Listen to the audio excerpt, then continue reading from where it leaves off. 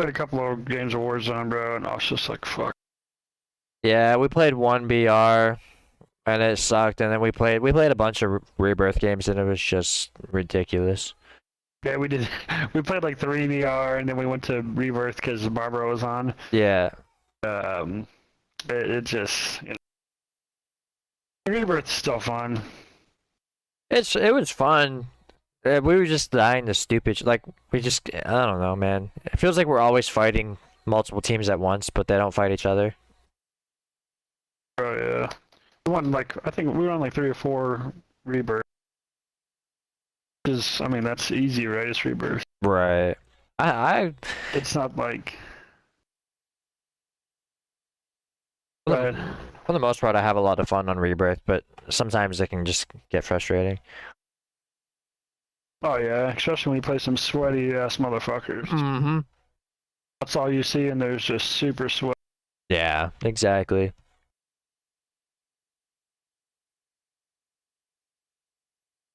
Sometimes it's cool, but sometimes you just want to kind of Yeah. laid back game. You know what I mean? Exactly. Well, it sucks when you get like when you play with the randoms in Rebirth too, they're always bots. Like We were winning a bunch, and then I think DJ got off, and then we had like been on like a 4 kills like went streak damn. or back to back, and then he was off and. I feel like when you have like a when you have like a whole team, yeah, it seems like it's a lot. It's either well, I don't know what the fuck I'm trying to say, dude. I cannot speak tonight for some reason. It's fun, right? I mean, Yeah. it's a lot more put together. You know what I mean? Yeah, You don't exactly. have to stay like holding each other's hands, but like I feel like like we played with one dude and his name was Gumption. He had 0 kills, 0 damage, and we all had 4 or 5 kills. Yeah, exactly. We're like, what the fuck are you doing, bro? Like, this is fucking not BR, bro. This is fucking Rebirth Island. Yeah, exactly. Come back. Go kill some motherfuckers. Exactly, dude. You know what I'm saying? Like, what the fuck are you doing? Exactly. He quit like a couple minutes later after I called him out. Well, dude. I was like, God damn, dog. Like, Well, dude, oh man, contribute a little bit of something, bro. well, our first game on, like, I'm not gonna lie, I was kind of getting shit on in the beginning, and it was me and Z and then 2 randoms, and these dudes were talking hella shit, and I don't know why. Oh, well, I think I kind of initiated it, but it's whatever. We're not gonna talk about that. But they started talking mad shit because I had 0 kills and they had like 4 and 5 kills, and so they're like, "Is this the fucking dude talking shit? The guy with 0 kills?" And like every time they'd get a kill, they're like, "Oh look, that guy still has 0 kills. This fucking guy," like blah blah. And then by the end of the game, I had more damage and same amount of kills as them, and they're still like talking shit. I'm like, "How are you guys gonna have 5 kills when I have 0, and then I have the same amount as you and more damage by the end of the game?" That's a and then that's when they were all like "Oh, fucking invite me, bitch. We'll fucking kill race right now." I'm like, "Oh my god, get out of here." I don't know why we're not getting a match on this though. people getting brave online. I'll tell you that, bro. Oh yeah. I was just like, it was just annoying because come on. Yeah, y'all got loadout. We bought a loadout for him and everything, and he's like right there with us. He doesn't push people. We were killing people. Exactly. So then our second game on, we had obviously it was another 2 randoms again, and one of them was AFK. He ended up getting kicked for inactivity, so it was just me, Z, and then 1 random. And so this guy tells us, he's like bitching at us because we have the money, and he's like, "Bro, buy me a fucking loadout, man. Get the fucking loadout." So I'm like, okay, Jesus Christ. Like I go to I have to find a buy station because there's no buys anywhere near. So I grab the heli and I'm flying to a buy station, and this guy's like, "Oh, over here on me, there's a full team." And he's like completely on the other side of the map from us. And he's like, "Bro, what the fuck? Why didn't you guys come down here with me?" I'm like, "Dude, you told me to get a loadout." He's like, "No, but this team was down here, man. We could have easily fucking killed him, man." I'm like, "Dude, you told me to get a loadout." So I go, "But no, but this team was down here, man. Why didn't you fucking push him with me?" Dude, shut the fuck up, man. I can't stand people like I don't give a fuck that. about those. I don't care about randoms, bro. I could care less if they're bitching. Oh no, I told. Okay, well. Yeah, well, no, I told him that. I was like, nah, but I I was like, your dumbass shouldn't have pushed by yourself. Then you should have just come up here and got the loadout, and then you got the loadout, yeah, like you wanted. Yeah. and then you wouldn't I've told dudes before, like, hey, I ain't buying you back on me. Exactly right. You know what I'm saying? I'm like, you might as well just quit playing. You might as well just quit because we ain't buying you back. Exactly. Because it's a waste of money. I go buy a UAV over them. You know what I mean? Yeah. Go buy me a sub. Exactly. Instead of wasting my cash on you. Either sit there and watch me on the spectator screen, or just back out of the game. Back out, yeah, oh yeah, for sure. I've had both. I've had guys watch me the whole time, or thinking I was gonna buy him back. I was like, bro, I ain't buying you back. Yeah, exactly. And then I, had guys back out and quit. So funny. I don't know why we're not getting. It's just weird, like. Weird, like sometimes, like at randoms. I don't know. I guess it's like, I don't know. Sometimes I have too high expectations for them, maybe. Oh yeah, exactly. Oh, I just go into every game now assuming that my teammates are gonna be idiots. If they're randoms, you know what I mean? Oh yeah, 100%.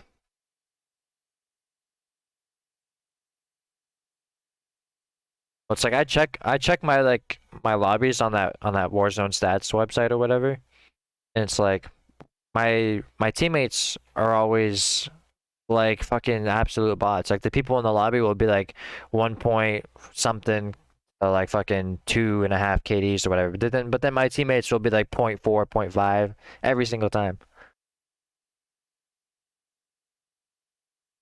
Like, oh my god. Exactly. I'm like, I mean, come on, like, I'm not asking for fucking pros here, but can they at least match the skill of the rest of the lobby?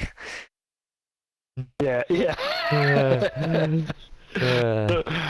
mean, or put the or I mean, maybe give you a 0.5, and then put a bunch of 0.9s in the lobby. You know what I mean? So you have some, I'm okay. Give me a shitty player, that's fine, but just drop the rest of the players in the lobby. Well, that's what I'm saying. I just want my teammates. Yeah. I just want my teammates to match the rest of the lobby, regardless if they're fucking sweats or if they're bots. Either way. Should I prefer to have shitty really bad teammates, so the rest of the lobby would hopefully be really bad too. Yeah, That'd be right. Perfect for me, so I could just run up some kills. Exactly. You look like a god out there because everybody just sucks. I was playing with the captain the other day, and we were playing duos, and it was, I don't know, it was weird. I had to he kept going down a couple times. I don't know, and I had to kill the whole other team by myself. Oh dang. Come on, bro. Come on, yeah. I don't know. I don't have the. Nah, he's really good. Captain's really good. I'm just giving him a hard time. I know. I love Captain. I was on that night. Yeah, he's good, bro. He's even good at multiplayer, bro. Clapping cheeks tonight. Just download the. And Marlboro was playing good too. Yeah. Well, that's what me and Z. I was actually pretty. That's what me and Z were talking about earlier, was Captain is the most casual player ever, as far as he really just doesn't even give a shit, it seems like, but he's just good regardless.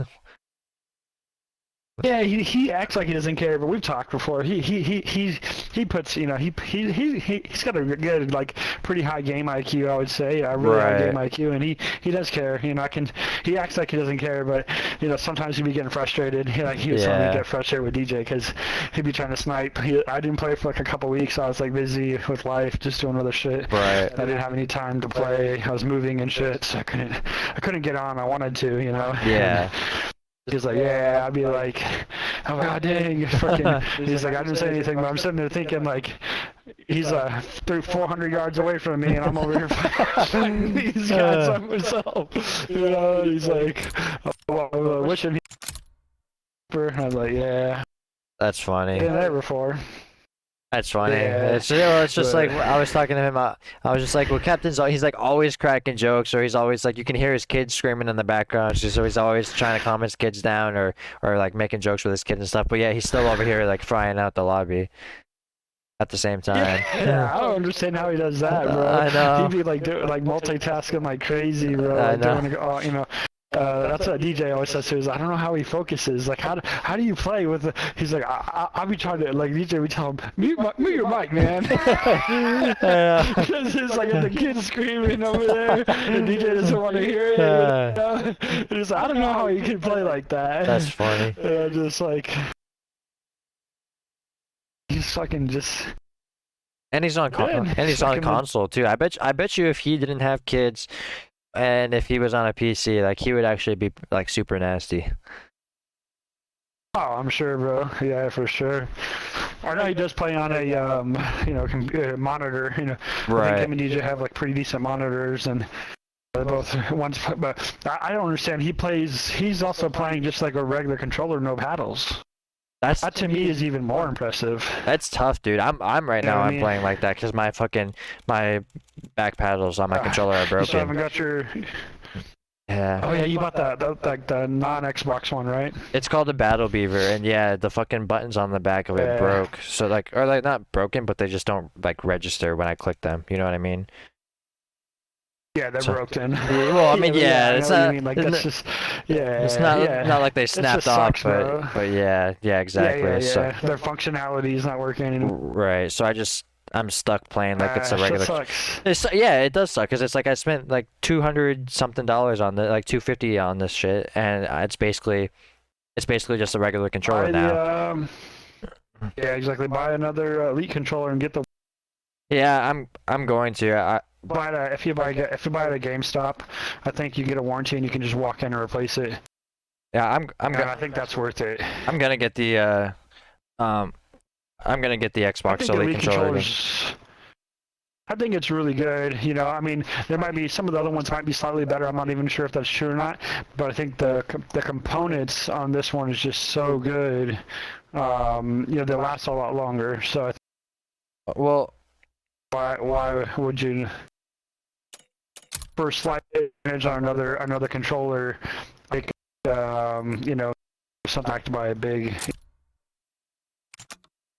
Yeah, exactly. I mean, I personally have used the Battle Beaver, I've used Scuff, and I've used the Xbox Elite controller, and personally, the Xbox Elite is my favorite out of all those. Really? Yeah. Yeah, I honestly, that's the only reason why I bought that. I was planning on building a PC, you know, but my brother told me, he's like, no, it's really not a good time to build them. Parts are like way crazy expensive, you know. Yeah, the just wait. graphics cards are like super hard to get right now. Yeah, that's what he was telling me. He's like, just wait, bro. He told me just to wait till they come out with new ones and just buy a fresh one. Yeah, well, the issue is like since the graphics cards are super hard to get, like the couple places that you actually can get them the price is like through the roof. I don't know why we can't. It's not really worth it. And you want me to back out and then read? Yeah, again? Yeah, we'll give it a shot.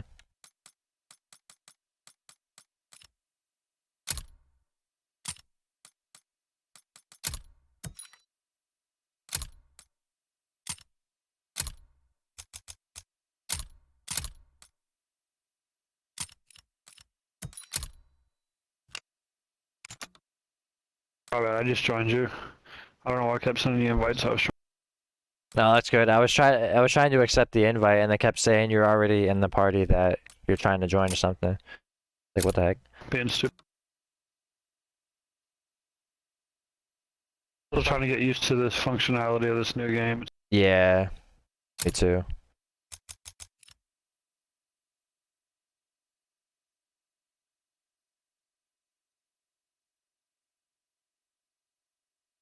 Dude, I took a melatonin last night, and that shit knocked my ass out cold. Oh yeah, it does, dude. It will do that for sure. I take them every once in a while. My wife takes them. I've been having a really hard time like falling asleep recently. So like I was dead exhausted last night. So 2 nights ago I take the gummies or just the regulars? No, just the regular like dissolvable ones. But yeah, two nights ago I didn't get any sleep. Like I literally was up the entire night and then the entire next day. So I assumed that meant last You're night. young, Playboy. So then I assumed that meant last night that I was gonna get like a lot of sleep. But it was just the opposite. At like 2 in the morning, I was dead exhausted. So I laid down thinking I was gonna fall asleep and I couldn't like at all. So around 4 o'clock this morning, I was like, fuck it. I took a melatonin and dude, my ass was out for like 12 hours, which is so rare. I didn't wake up until like after 4 o'clock in the afternoon. Bro, Yeah, which is like that's funny. super rare for me. I mean, my wife takes them pretty regularly because she likes the gummies. Oh yeah, I haven't tried the gummies yet. She usually does those. I take them every once in a while. They're not bad. They work. One thing about melatonin you got to know is that it doesn't keep you asleep. It only helps you go to sleep. So when you take it, you know, and you start to try to follow, if like there's a window for like its effectiveness, you know what I mean? Right. You really gotta if you try to if for some reason you're falling asleep and all of a sudden you're like, oh, I need to stay up for something, like the melatonin won't, you know. Yeah, I've noticed that too. Oh, fade away on you, I guess, if you will, or something. Yeah, exactly. Take more or something. What are you taking, like 5 milligram tabs or something like that? I think I'm taking like more than that. No, that's good. Yeah, because my wife takes like the gummies come in like 5s, and she takes usually 2 or 3. Just oh yeah, I was gonna say I think I'm taking 15. So if I could. Yeah. Okay. Yeah, that's good. It should knock you out pretty good then. It normally does. There was some good rest. Well, what I didn't know at first was that you're like not supposed to take it like a lot. You're supposed to like it's like pretty bad for you if you take them like super regularly. But I don't know if it's that bad for you. Well, it's natural. It's a natural thing. Well, supposedly what I've heard, and again, I don't know if this is true or not. I don't know anything about medicine and science and all that shit. But just what I've heard is that like if you when you're taking it, then like your body slowly like stops producing it or stops producing it as much or something like that. I don't know. That's what I heard. But again, I don't know if it's true or not. That's just what I heard. But I haven't heard that. That's I don't know how true that is. I don't know either. I'm not. I'm a big proponent of not being reliant on anything, bro. Yeah. You know what I mean? So I try not to. I don't want to be. You know, I need a pill to go to sleep. That's not my. So I'm always a proponent to think that, you know, whatever you do, you should always try to. You don't want to like be dependent on that to get to sleep. Well, that's my thing. Like every once in a while. Well, that was my thing too. Is I was like try not to do it every night. Exactly. I tried not. I don't take it for the most part. Like even if I'm having a hard time sleeping, I'll normally just deal with it. But it's like every so often, like if it's really bad, like it was the past few nights, then I'm just like, you know what, like, no, I gotta get some sleep, you know.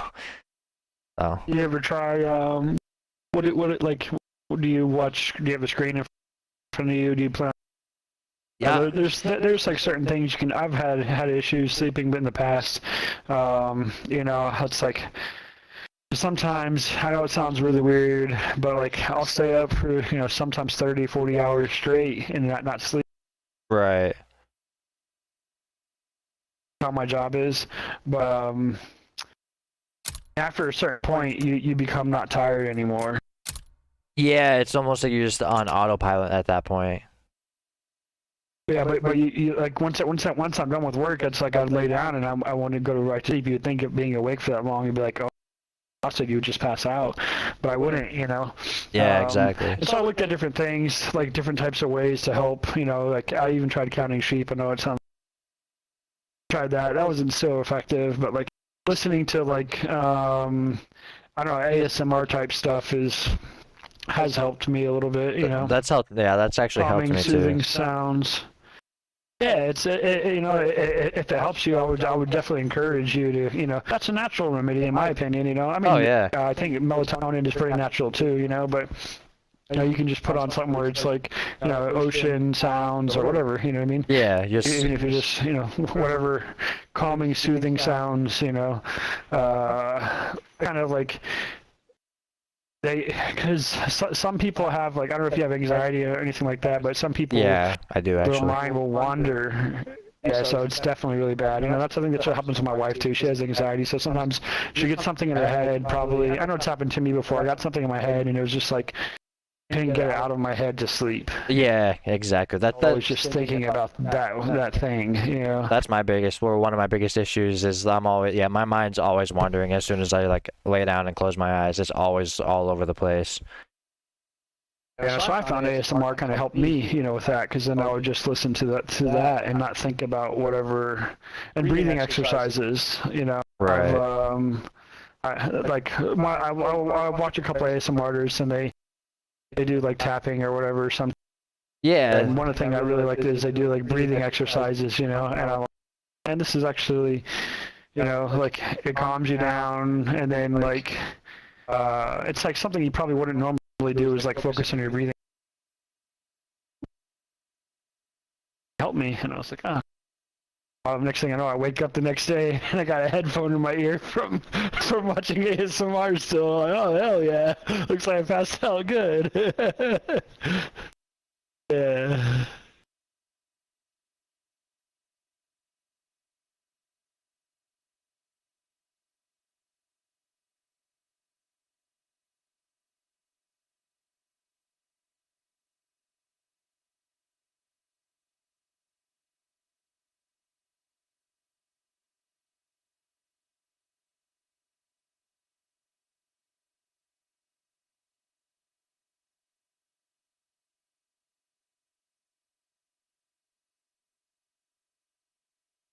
I'm like an old person, Shane.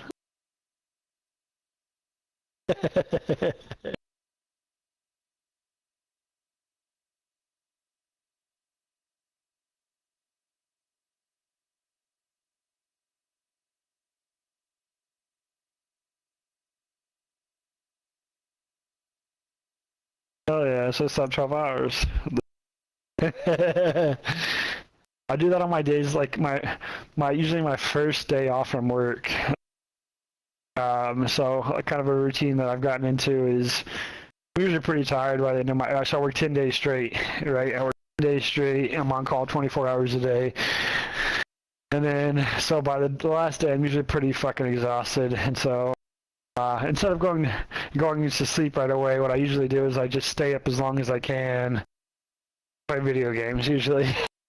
It's like, I'm like, hell yeah, I'm gonna play some Warzone for a couple hours, you know, and I'll play usually pretty late into the morning. Then I go pass out, and I'll usually sleep 12, you know, hours or so. Wake up the next. I wasted half my first day off, but I usually don't care. I'm like, whatever. I got some good sleep, and I got to play some Call of Duty. So I was like, hell yeah, that's a win for me, you know. Oh yeah, for sure. So it's like, yeah, have some fun. That's what I look like, because I work so much, you know. I'm like, go have some fun for a little bit, you know. But yeah, I mean, and then usually I sleep a little bit longer on my days off. But I'm kind of like you, where like normally I don't sleep for more than like 4 or 5 hours, you know. I got really bad at it for a while. Like when we were, my work-life balance has gotten better, I would say. Over the last year, it was pretty bad for a while, but like I used to not sleep like for days. Sometimes I would, you know, be on call and the phone would always be ringing for days at a time, and I could never sleep, and I got really bad about like only sleeping like 3 hours a day, you know. It's not good for you. But you're young, you know. When I was young, I fucking would stay up for days at a time. But I was always partying. I was partying then, you know, mostly doing drugs and doing other things, you know. Not like hard stuff. I was never really into like the really hard stuff, but just like drinking and partying. I would, you know, maybe sleep for a couple hours. I would party like really late and then wake up at a decent time usually. And so it's just times early in the morning, but I know alcohol helps sleeping too, Shane. not the greatest recommendation, you know, but as long as you don't get like, you know, I would say maybe a beer, you know, a beer could help you, you know, because you don't drink a lot, so, or maybe just like, you know, a shot of liquor or something like that. Yeah, I figured you'd probably say no, but my wife does it sometimes, you know, she like will have like a drink or two and it helps her go to sleep really fast, just because, but melatonin's much better, you know, so.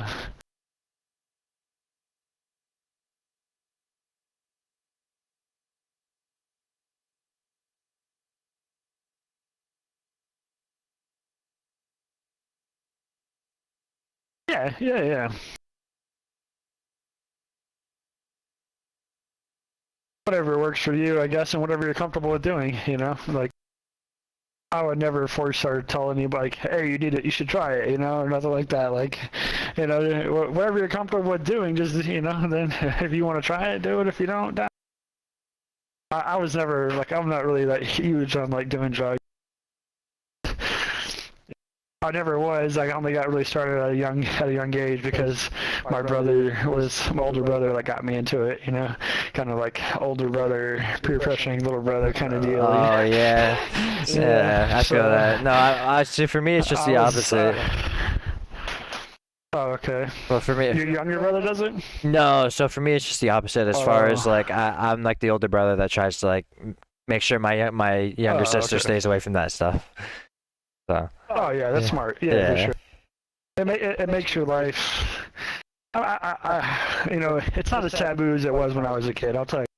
No, the definitely world's not. changed a lot, which is a good thing. I think the world's changed a lot since I was, you know, your age. You know, which is crazy. I mean, good. I mean, good and bad. It's but good. I like it. I mean, it's good and bad, but at the same time, nowadays there's so much. Just like I'm sure you've heard of like quote unquote cancer culture, where like you can't say anything without offending anybody, like kind of stuff. You know what I mean? Oh yeah. Like you can get in trouble for saying like the littlest things, and so. Yeah, I don't really care. I'm you know, I don't care what people think about me. No, not really that kind of person. No, see, like, no, see, I don't care either. Whatever I want to. I don't care either, and, but at the same time, I don't want to get in trouble either. So, like, because I mean, it's so stupid now to the point where you can, like, even if you say something that doesn't seem to be insensitive, like, you can still get in trouble for it, which is stupid. It's so stupid, but that's just the way it is. Oh yeah, for some reason. When I was a kid, you used to try to find whatever you could to try to, you know, get under people's skin. Exactly. And find the people. Oh, why are you so sensitive? You know. Exactly. Like that was how I was when I was a kid. You try to be as vulgar as possible. See, even me too. You know? Even me too. And it wasn't even that long ago it was like that. But now it's just so different. Now it's like you have to protect everybody and care about everybody's feelings, and it's just ugh. Yeah. I guess it is what it is, you know, the world's not, you know, it's changing, it's still not that soft, I would say, you know, like if I would have a kid, I wouldn't want them to, I would teach them, you know, like you say, I mean, I think it's smart to just watch what you say in general because you know, there can be long-term effects. Right. I'm hearing like people are canceling, like businesses are canceling people's like accounts with them because of things they've said, you know. Things that they said like, a long time ago, and things that they've said like a long time ago too. History. Well, that. Oh, yeah, that too. I mean, what about look at the Raiders coach? He just got like basically he like resigned because of like something he'd said or some emails he wrote like 10 years ago. That's what I'm saying. Like I can understand if you get in trouble for something you said recently, but when you get in trouble for stuff you said like a whole decade ago, I mean that's just ridiculous, man. Yeah. Yeah. And because of like social media and technology and everything, bro, it's like so easy to like keep that stuff around too. You know, that stuff never goes away. No, exactly. That's why I'm considered a leech. I consider my, you know, when people talk like I don't know if you know like social media and stuff like that. I'm like a leech. I don't ever post things on social media. I mean, social media or anything really. I only just take things from them. No, that's smart. It's smart, honestly. Yeah. So that's how I am. I don't, you know, my wife posts a lot on Facebook. I rarely ever post anything on Facebook. Exactly. My business is my business, and I'm a pretty private person. I don't want people business. You know? Well, see, here's the thing. Here's the thing. Here's the If I thing, wanted too. you to know it, I would probably tell you. Well, here's the thing You too. know? Is like at the end of the day, like nobody really cares, right? Like if someone posts their Yeah. opinion on Facebook, like so, I mean, some people will get triggered by it, and some people will, you know, there's always those keyboard warriors that will comment on disagree with you on everything. But like for the most part, when I'm scrolling through social media and people are like OMG had fucking pancakes for breakfast this morning, or if they're like OMG my work just pissed me off or something, like I don't care, you know, for the most part, like I really don't care. So it's like that's why I don't post anything, because I'm just like, nobody cares what's going on in my life, you know. So Yeah, exactly. I mean, like I have some long-term friends I just haven't seen, you know, some old friends I haven't seen in a long time, that kind of stuff. So some things like big life events I might post on there, like when I got married. yeah, My wife had like tagged me on like our wedding pictures and that kind of deal.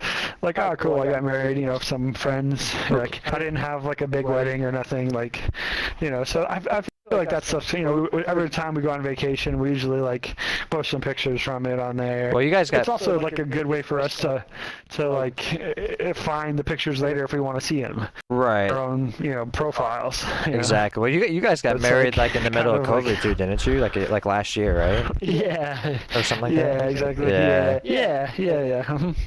Oh. Yeah, so it's just kind of, it probably wasn't the most responsible thing to do, but we only had 4 people at it, you know, me and my wife, and then like my parents, well, I 6, I guess, my parents and then her parents, you know. Right. So it was like very, very small. Yeah, exactly. You know, No, not like hundreds of people. I know people are still having huge weddings, you know, and oh yeah, like fucking. well, I don't want to pay for it either, bro.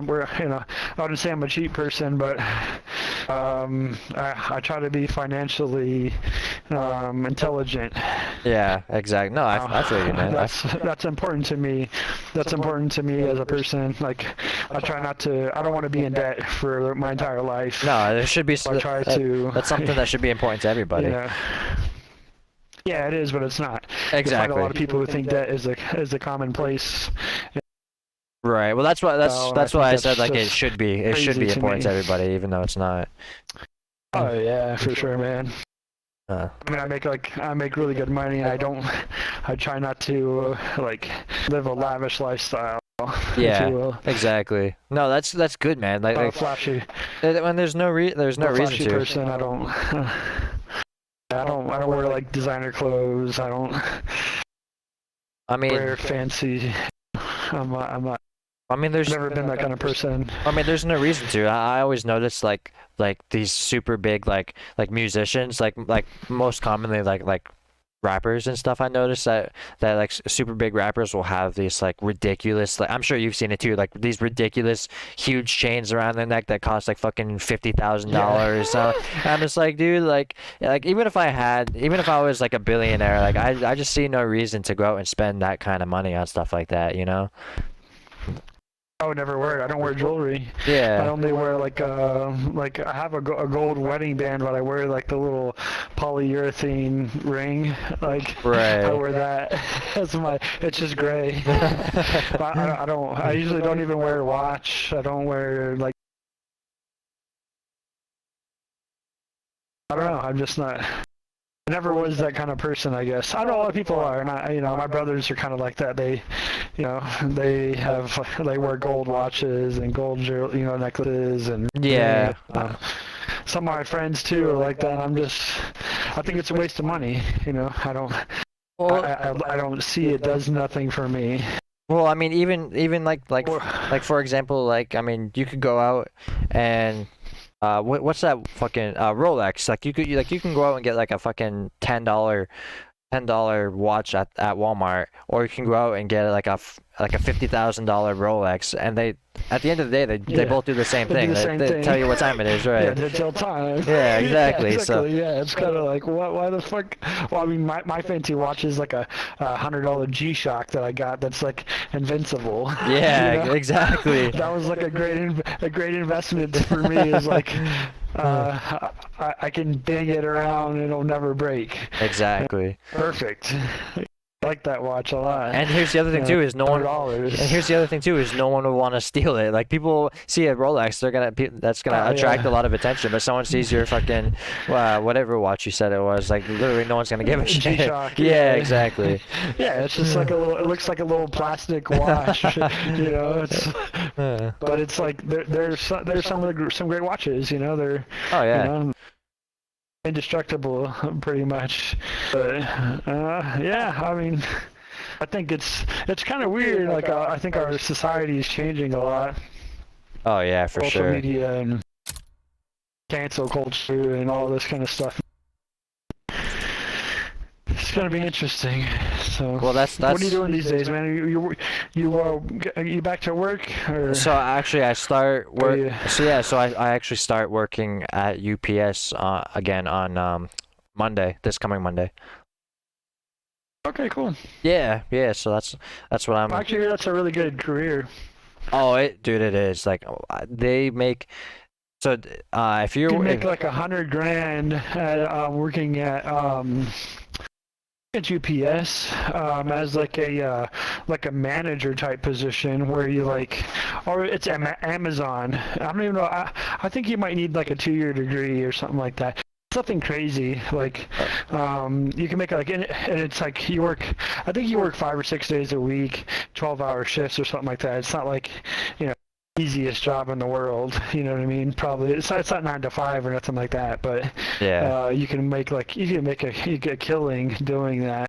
Crazy to me. It's like, oh, well, dude, that's pretty awesome. Well, dude, the UPS drivers, I don't know about around you. I'm sure it's different everywhere, but the UPS drivers around here are making like $100 grand. And no college education required whatsoever. Legit. You can like the only requirement. Perfect. Yeah, no college education required whatsoever, and you get, not only do you make that much money, but you get full benefits.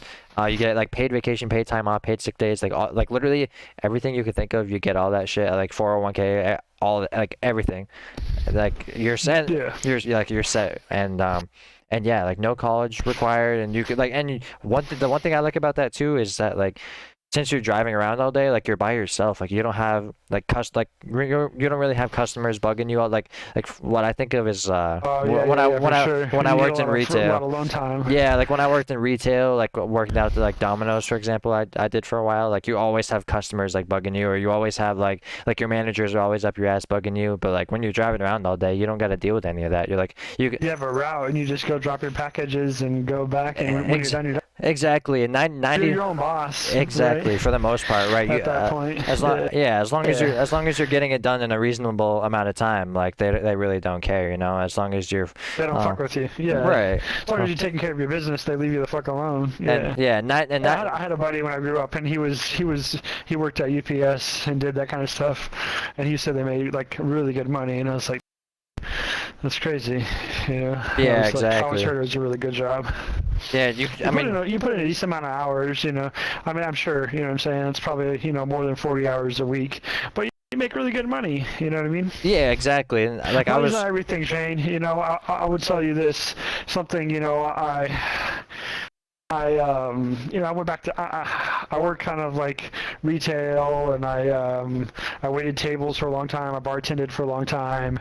Went back to college, got my degree in college, and I got out of college, and you know, I make really good money, but I would say work-life balance is something to me that's important. You know, a lot of people say do what you love.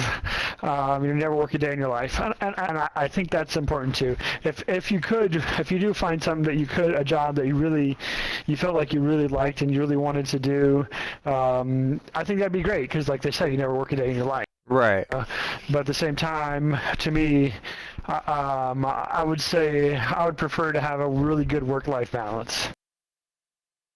They say it's like 60 grand a year. If you make 60 grand a year and you're not happy, you never would be. I made that kind of money when I first started my career.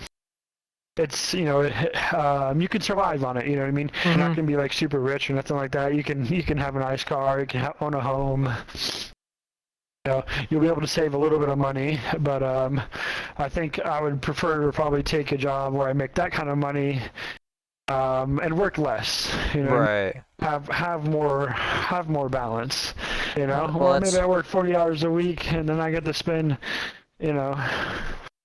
I think more people are kind of learning that too with this like pandemic, you know, with like they had like so many people quitting their jobs, like millions of people quitting their jobs, and not just like bad jobs, there are some good jobs too, you know. Oh yeah. And I think a lot of people are coming to the consensus. As like I saw my wife, I was like, you know, there's 7 days in a week and you work 5. Most people work 5 of the 7 days. It's like 70% of your life is spent, you know. Right. Okay. 70% of the days you're on this planet you spend at work.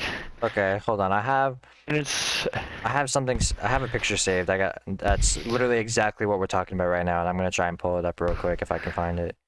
Let's see. I read some articles about European countries. I'm fascinated by like how some other countries who are considered similar to U.S.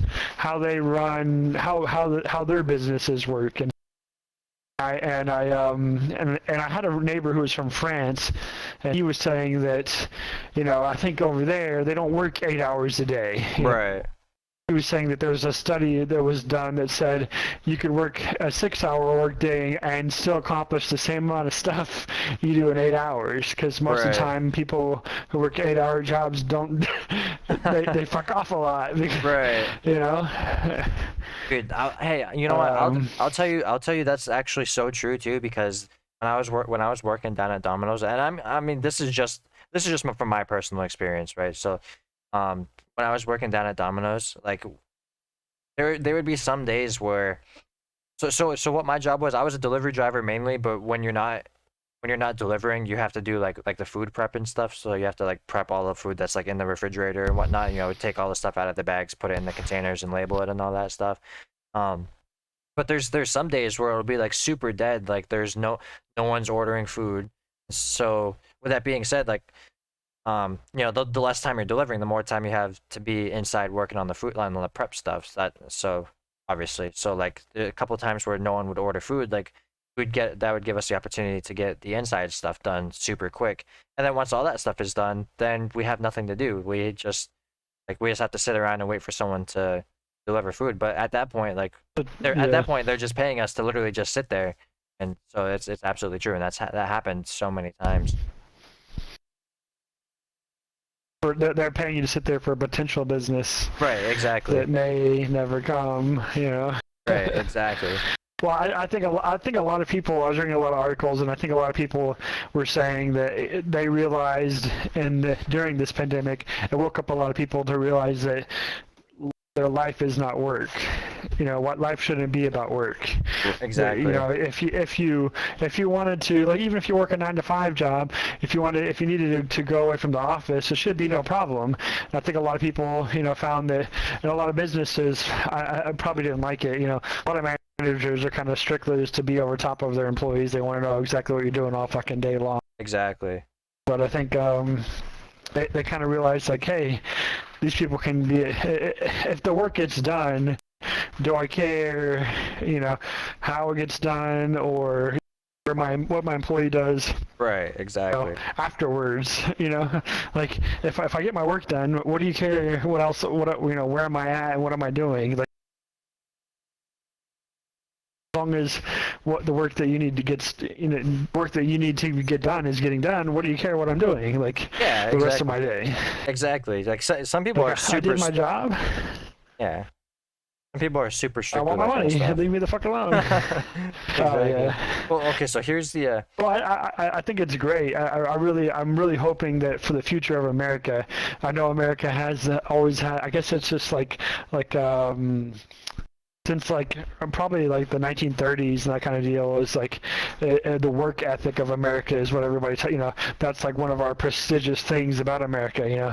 Right. But it's gone too far, I feel like, as to a sense of I always tell my wife, I was like, why don't they do like, I would prefer like a four-day work week.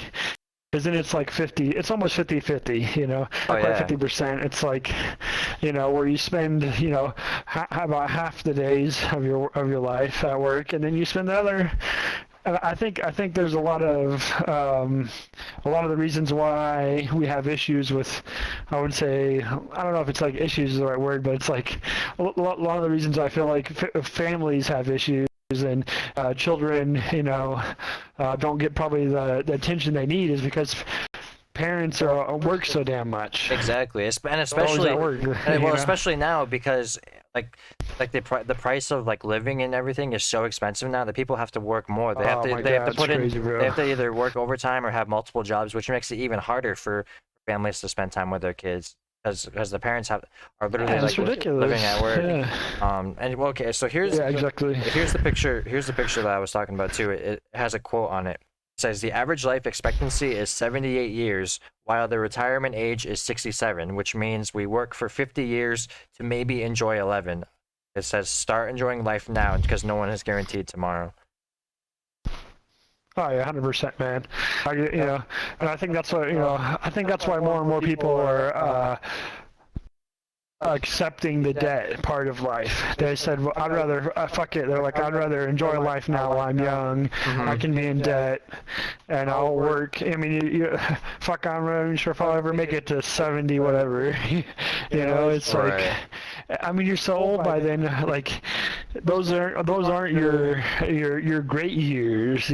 Yeah, exactly. You know what I mean? Those like retirement is not what retirement's not what they make it out to be. Really.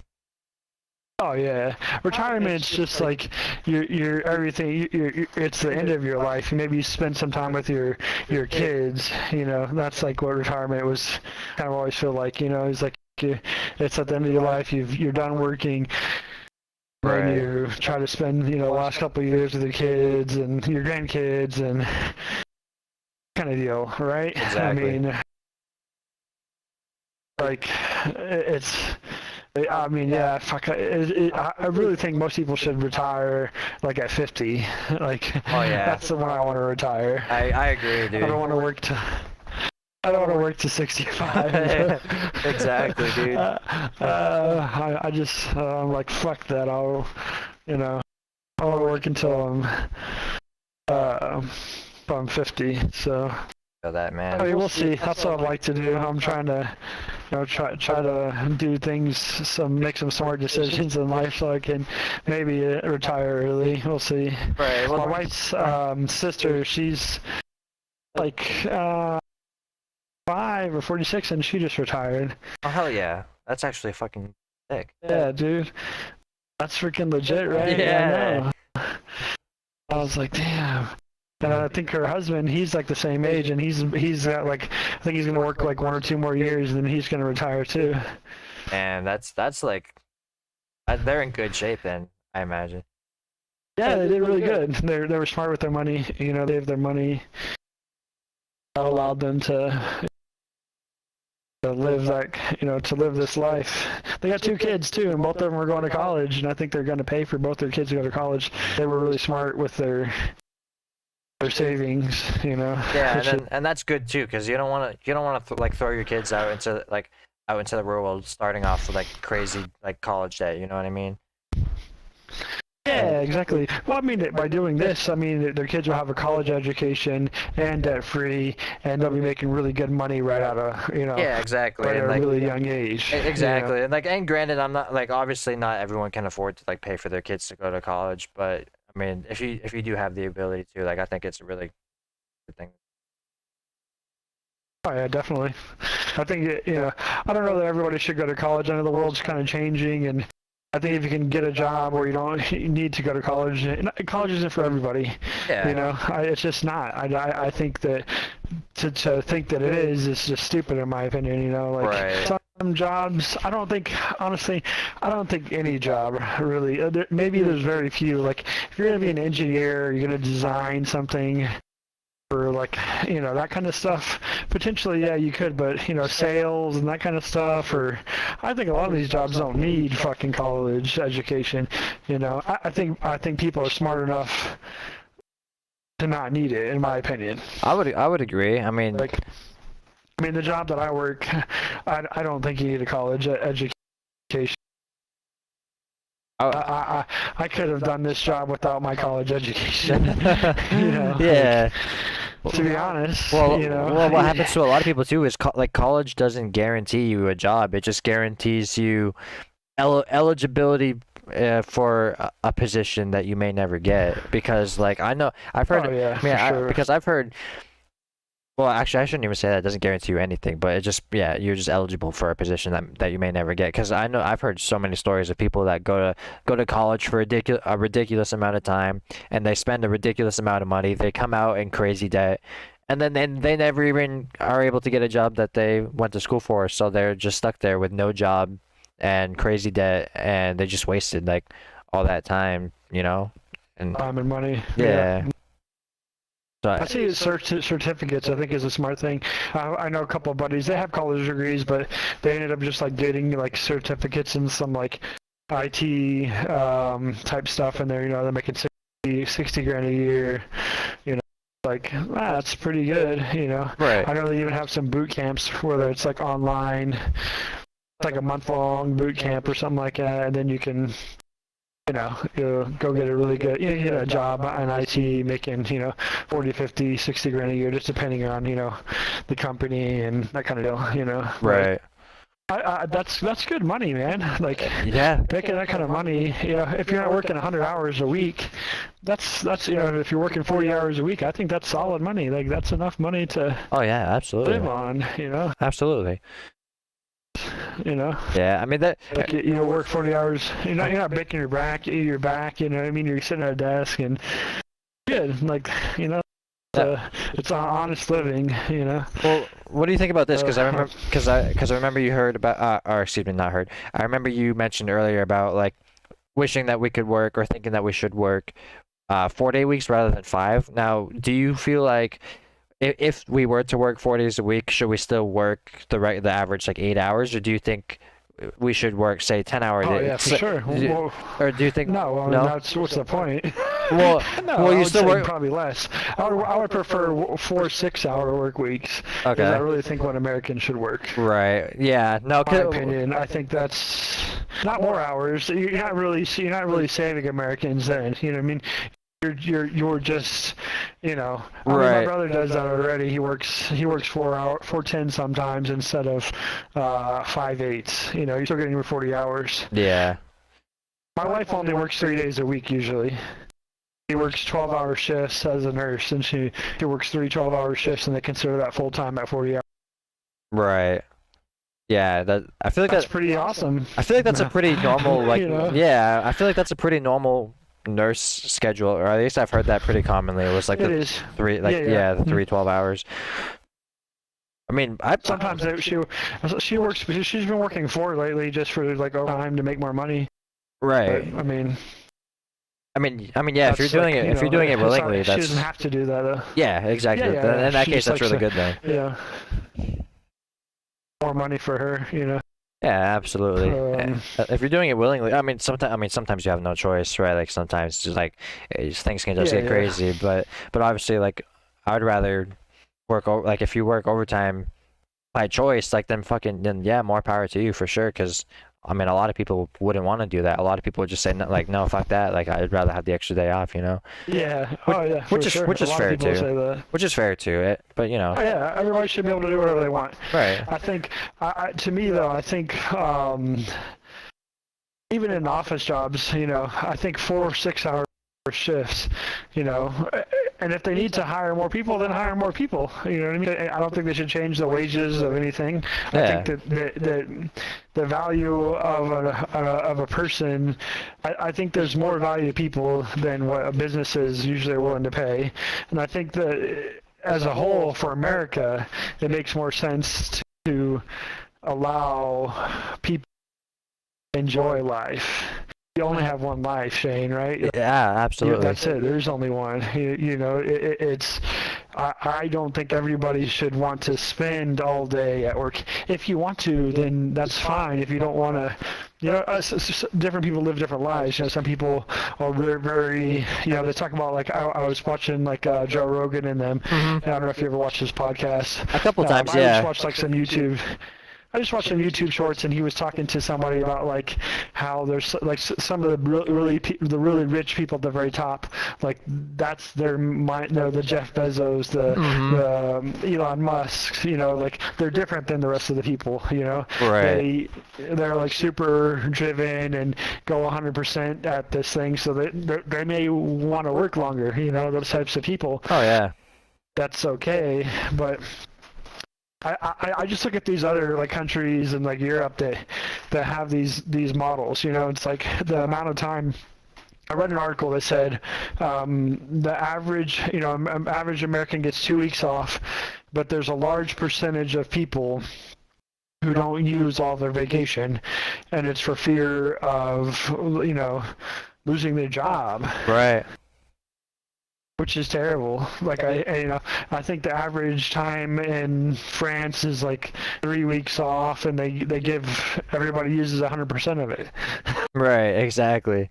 It's not even it's not a thing, you know. It's like not even. It's totally different. Like they all use all their vacation all the time. Well, not only that, but like in other countries too, like they always offer like paid time off, paid vacation, like all that kind of stuff, paid sick days and whatnot. And like we were like that too for a while, but slowly but surely companies are like doing away with that. I feel like over here, like some like I mean like I was watching a video one time. I don't even remember what it was, but it was in the school, and these people were talking about how they had a crazy amount of vacation time too. I don't even remember what it was, but it was like they had like a whole month of vacation time, and it was completely paid. Like so they basically could take a whole month off of work and still be paid for it, or you know what I mean? As if they worked like a whole. Yeah, yeah. But here I feel like that's brilliant.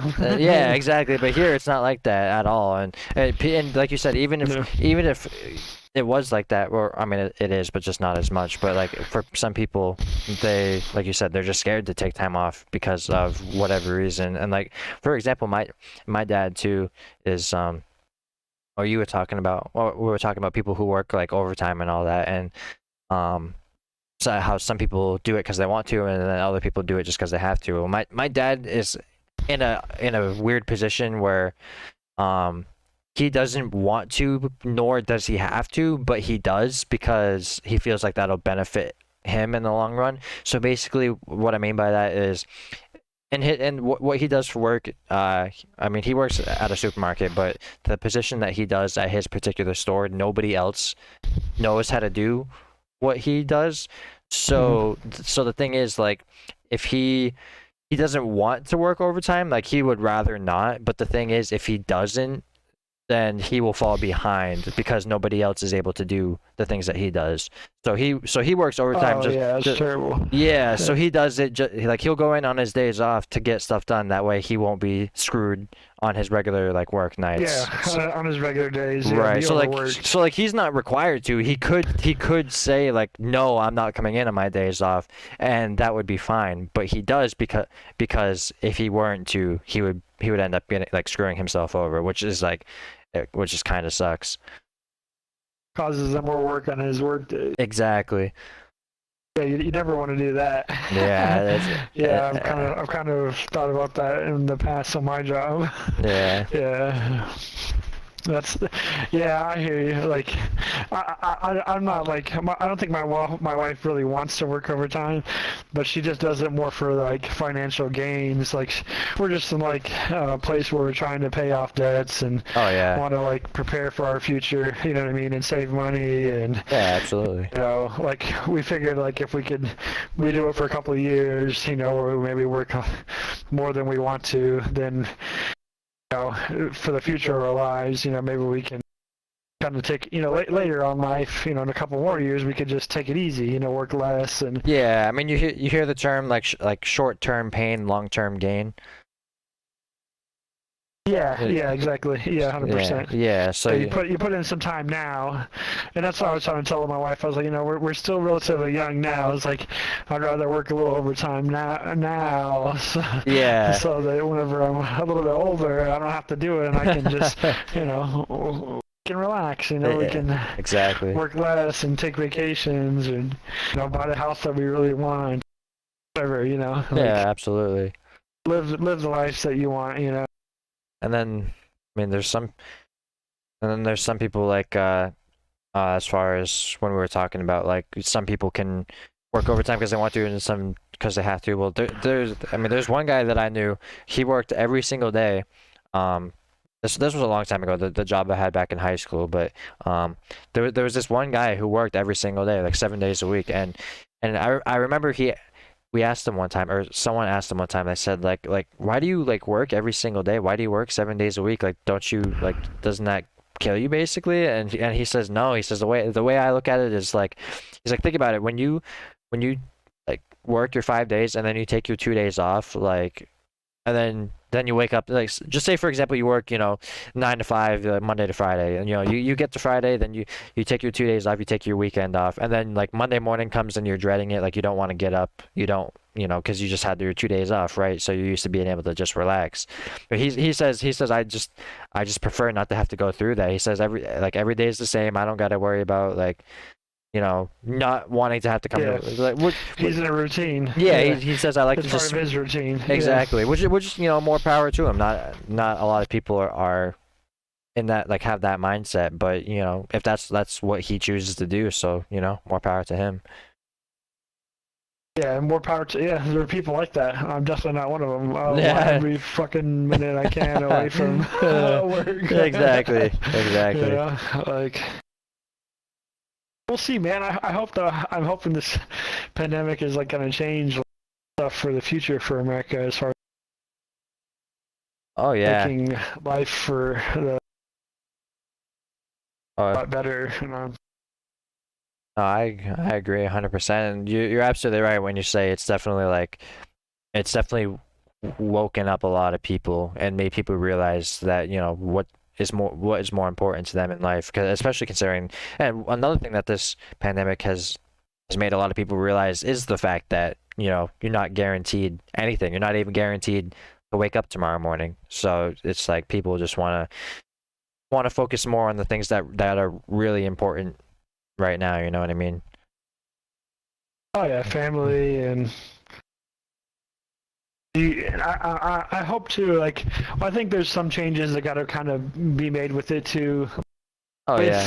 With the with people working these different types, less hours maybe, and this kind of deal. Like the need it now mentality, I think it has kind of got to get loosened up a little bit. Mm-hmm. Right. You see a lot of we see a lot of places being 24 hours. Isn't necessarily necessary to have all these places 24 hours, Right. And like shipments, does it, 48 hours, what's the difference, does all these very stringent time constraints need to be placed on things, Yeah. I think it's a very American thing to do that, Right. I think that's part of the reason why you have a lot of hours to, I'm sure if you look at businesses too, especially like restaurants and fast food places and all that kind of stuff, you could look at and tell patterns and stuff and say, hey, after a certain time, we don't do a whole lot of business. Yeah, exactly. Does that business need to still be open? Right, exactly. Do we need to have an employee sit here? Should we pay an employee to sit here and do nothing? Exactly, right. Because like what you're saying, right? You could look at your trends. Technology is a great thing. You can look at map. When you have good business and when you don't, and say, hey, we're just gonna tell your customers, we don't have business during this hours. You guys don't buy pizza from us. Right. These hours. Exactly. So we're gonna. I have seen it in some more. I see it too in some places too. Is more like local, small batch. Items and stuff like that instead of huge grocery stores, huge businesses that go to smaller businesses. And when I say smaller batch, like when they're cooking things or making a product, it's not like some product that's made in some huge warehouse somewhere. It's like right. Local product made locally with local stuff, and it's you know, instead of making hundreds of thousands of them, maybe they're making, you know, 100 of them or 1,000 of them. Exactly. Or less things, and so I think, you know, I think that's kind of the future. I'm seeing it more. You know, you're seeing more businesses like that. I'm seeing more people like purchase those items, which I think is interesting. You know. Yeah, exactly. Which is good. You know, going to those types of businesses, which hasn't been. I don't think has always been the case. You know. No, not at it's all. a good thing. You know, kind of the shift and like purchasing habits and stuff like that. So hoping that it'll, you know, make this a little bit of make America a little bit better. You know, different. You know. Yeah, exactly. And that was kind of like more relaxed and so our more time away from the way that the job I was just telling you about when I was in high school. So what it was like one of those little food shacks like down by the beach. Like I don't you said you're from Texas, right? So yeah. So I don't know how often like you're around like the like beaches and stuff, but so like around here we have just these little like food shacks like on the beach, and they're not really like they're not like huge like, you know, restaurant, not, you know, big restaurants, but it's a small little shack with, you know, a couple of ovens in there, a couple grills and stuff and whatnot. So but like I said, it was down on the beach. So obviously, you know, there are when's the busiest time is the summertime, right? When a lot of people are down at the beach. Like obviously, you're not gonna get any business in the wintertime because no one's going down to the beach, you know, in the wintertime. And it's not like it's like a walk-in restaurant either. It's literally just like one of those things where it's like a window you walk up to and you order food, and there's no like inside dining or anything like that. But they were exactly like that. What you were saying as far as you know, maybe closing down when there's not a lot of business. So they never had a set closing time. They had a set opening time, but they never had a set closing time. What they did was they would just close whenever business would start slowing down. So like if we're like stupid packed, like for some reason say we're stupid packed, like they'll stay open all night as long as they're profiting by a decent amount. Like they'll stay open all night. But making money. Right, exactly. But say, you know, once a certain time hits and there's like the business just dies, they're not making any money, then they'll shut it down. There's no set like closing time. And when people leave the beach, there's no point. Yeah, exactly. The beach, you know, going to be open. Right, exactly. And oftentimes the other thing that would happen too is like they would close down on days that the weather wasn't so great. So say like we would still open, like we would go down there early in the morning, you know, just get things ready and do some prep work just in case. But for the, like oftentimes it's just raining really bad. Obviously not many people are going to be down at the beach when it's raining. So we'll stay down there for like a little bit just to get everything ready just in case, and then do some prep work. But then if business is still dead by the time that's all like said and done, then they'll usually just send us home. Which is cool. Like they're not gonna force us to sit there for 8 hours, you know, just to do nothing. Yeah, it's smart. Like, hey, what's the? Yeah, exactly. And their patrons understand that. Like. Yeah, and it's, you know, they're like, you know, oh, it's not open today. Okay, you know, maybe, you know, they closed early, and then, you know, the sun came out eventually for like an hour or two. People would be all upset, like, hey, why aren't you over here serving me my food? Yeah, exactly. Well, it benefits nobody because one, like you said, like they're at that point they're paying the employees to be there for no reason. Like they're losing money at that point because, well, not only that, but they have to pay to even have the place open, you know, have all the equipment running, all the grills and ovens running, and having the lights on and whatnot. So they're losing that money plus what they're paying the employees. And then the employees are I mean, they're still, you know, you're still making money, but I think if you ask someone, would you rather, you know, work 8 hours or be at work for 8 hours doing absolutely nothing, or would you rather go home? Most people would rather just, you know, not you know, go home. Right, exactly. Yeah, so it's like even though right, yeah. So even though you're making money, like even if it's the easiest money you're ever gonna make, you could sit there on your telephone. People would always, I think most people. Right. So at the end of the day, like, don't pay me. I'll go. Yeah. So at the end of the day, when you are busy and you work, I'll be there. Exactly. So at the end of the day, Yeah, no one's I agree gaining 100%. anything. So. Yeah, exactly. All you're doing is the business is losing money.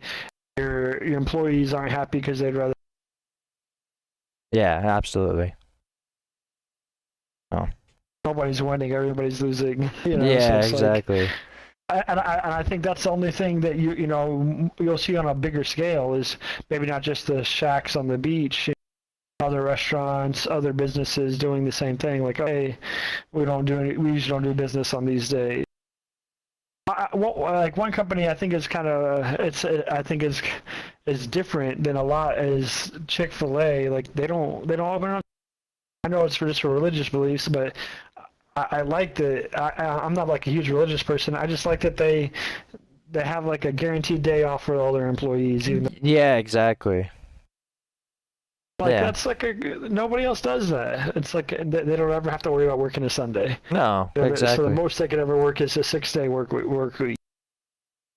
Yeah, there's Fast no. food place. It's like. Well, yeah, because most other places, like you said, like a McDonald's or even like stores, the Walmarts and all that kind of stuff I are. think McDonald's is open 24 hours a day. I don't. Yeah, they are 24 hours a day, 365 days a year, which is like ridiculous.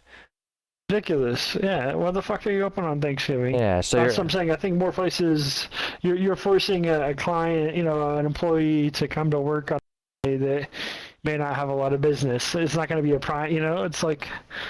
Exactly. Yeah, I understand some people, like may not cook Thanksgiving dinner or whatever they have to do, whatever, yada yada, but it's like you don't have to eat at McDonald's. They can, they can prepare, some in some way to have food at home. Yeah, So they don't exactly. have to go out on that day. Yeah, exactly. And all you're doing there is you're guaranteeing at least one person to miss out on that time that they could be spending with their family, you know what I mean? And like you said, even Yeah, 100%. and like you said, even if you're not even if you aren't one of those people that wants to get like a big dinner together and at least the least you could do is at least have the time to like spend with the people around you and whatnot. But like but yeah, it's kind of messed up. Like they just a lot of time it's like those employees have to work. If you work at McDonald's, like you probably have to work Thanksgiving or Christmas, and it's just ridiculous. Like yeah.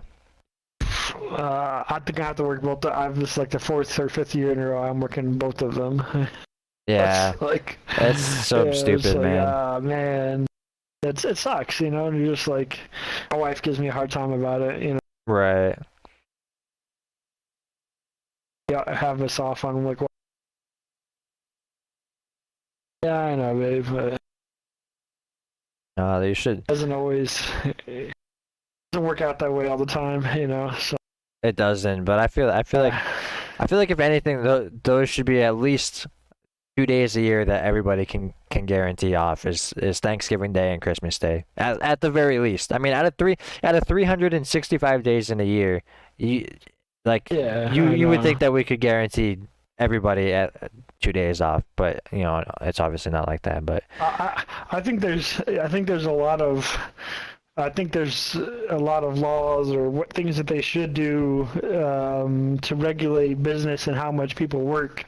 And I think the government, should help in that, Mm-hmm. I think they've kind of lacked on that over the last, 40, 50, 60 years on progress in that area. As far as like giving employees, like taking care of employees, taking care of, America is taking care of its citizens in my eyes by, like some jobs are, some like, I guess careers or salary jobs are crazy. Like I'll pay you salary, here, but, we expect you to work, either be on call 24/7 or we want you to work 12 hours a day. That's being on call also sucks too, because it's like even if you're at home, for example, like you don't really get to consider it a day off because like you have to you can't do anything that requires you to like spend any time on anything because you always have to be ready to like just get up and head to work as quickly as possible if that. Oh yeah, for me on call is like I just always have to be able to work. Right. Now I just work from home, so it's like I got to be, you know, available to be at my computer to do something. And like to be fair, to be fair, like in that case, that's not as bad as, well, like say like a lot of people, if they don't work from home, if they work from an actual business, like if you're on call, like Oh you yeah, have they gotta go into off. yeah, Yeah. you gotta be sitting at home like in your uniform and like have everything ready to actually like get up and go somewhere, which sucks. 'Cause I've been there too. Like My wife's like she has to be on call like I think hours a week is. She usually doesn't sit in her uniform. She just, you know, she knows she's on call, and she just has to be. If they call her, she has to answer. And I think she has like, you know, 30 minutes or 40 to get to work, ready to work. You know, right. which is reasonable. And I feel like that's probably how it is at most places. They would expect you to be at work X amount of time, ready to go. You know. Yeah. Yeah, that's true. I think for them to think to expect you to be at home in a uniform waiting, that's a little too much. You might as well just be at work at that point, you know. Dude, that's how it was for me, dude. Whenever if the times that I was on call, they would want me to be able to be there within like a certain amount of time. Like they knew it took me roughly like 15 minutes to get from my house to work. So like if I wasn't in at work like within like the 15-minute mark, then like I would get in trouble, which is like so stupid. Yeah, that's ridiculous. I would put it on them to tell them like more of a heads up. Yeah. Give me more of a lead time. Yeah. Don't call me 15 minutes before you need me here. Call me an hour. Right. You know, you don't get that busy and that far in the weeds without knowing help. You know. Right. If they can't manage that, then. Oh yeah, dude. The amount of times too, like the amount of times, like say for example, say I get called in, right, and they say like, yeah, be here in 15 minutes, or like I'll be like one street down from them, and say it hasn't even been 15 minutes yet. Say it's been like 13, 14 minutes. Like they'll be like texting me like, where are you? Are you here yet? Are you almost here? Where are you? Why aren't you here yet? And I'm like, dude, Yeah. like I'll get there when I get there. Relax. Like like if you're that busy, like you shouldn't be texting me. You should be like getting shit done. You know what I mean? Working. Yeah. Yeah, exactly. Yeah. If you're that busy, you should have called me 30 minutes ago. Right. Like, Yeah. you know, like that's just ridiculous. I think that's like them maybe trying to penny pinch a little too much. Yeah, I hated that shit. I mean, needless to say, there's a reason why I don't work there anymore. Oh yeah, I could. Yeah, I wouldn't want to be on call like that either. Like I had a couple. I worked at a restaurant for a while, and like sometimes I would like the power would be out to the you know we'd show up at the restaurant, and the power's out, and they're like man, let me go home. Just call me when that back on. I'll come back. No, you got to stay here and wait. Right. They'd make us stay there, sitting outside, waiting for the power to come on. Sometimes it's hours, and after 2 hours, I'd be looking at my boss like, "Come on, bro, let me get the fuck out of here." Like, you don't even know if power's coming back on. You're gonna make me sit out here all night? Exactly. You know, like he'd be like, "Okay." Now, do you I think was like 10 minutes away, you know. Now, do you think if someone's on call, should they be getting paid for that? Oh, 100%. Yeah. Yeah, see, it wasn't like that for us my either. wife gets paid on call. But, you know, that's you don't get paid. She doesn't get paid as much as she makes, you know, $100 an hour, so bucks an hour on. So, you know, you're not going to make, you know, as much money as you would working, because then you'd just be at work working. But they should pay you, you know, a portion of, is, you know, if you can't do what you want to do, then, and especially if in that situation where you were at home, like, you know, in uniform, like, yeah, I better be getting paid something for this. Oh yeah, absolutely. I agree with that 100%. But that was not the case for us either. If we weren't physically in the building, like we weren't getting paid. So if I was on call, like I was not getting paid for that. Yeah, then they would not be telling me not better than 15 fucking Yeah. Yeah, I'm like, yeah, you can kiss my ass. So I'm not shit. We're tripping. Like, I'll get that. Like, you schedule me normal time to come to work. You know what I mean? And right. come in. But that sounds like what they probably should have done. Should have done is just, had, an extra person there so that if it got busy, they were able to handle it. Right. I wouldn't be, That just sounds like somebody was trying to get stingy, getting greedy Yeah. for some money. They're stupid stingy, which was a huge issue. Yeah. Oh yeah, man. Yeah, exactly. I mean, it's just crazy. Like and so me and my wife went to Iceland, and life's different in some of these other countries, man. Life's a lot slower. Like Yeah. people, and that's the thing is in America is everything needs to be now, now, now.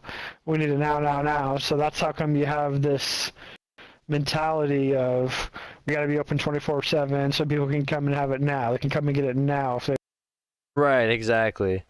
Like nobody can wait until. You don't need that. Tomorrow, yeah. Right. Fuck those dudes. Let them wait. Yeah. Prepare yourself better. Go shopping during the day if you. Yeah. Well, these. Whatever. Yeah, because these people. I'm okay with some things staying open 24 hours a day, but I don't think every business does. And I think, some businesses could close. I see a lot of like gas stations too open, 24/7 in Houston. And it's like. Just leave the pumps on and you can pay with your credit card. That's all you need. Yeah. You need somebody on the inside, like.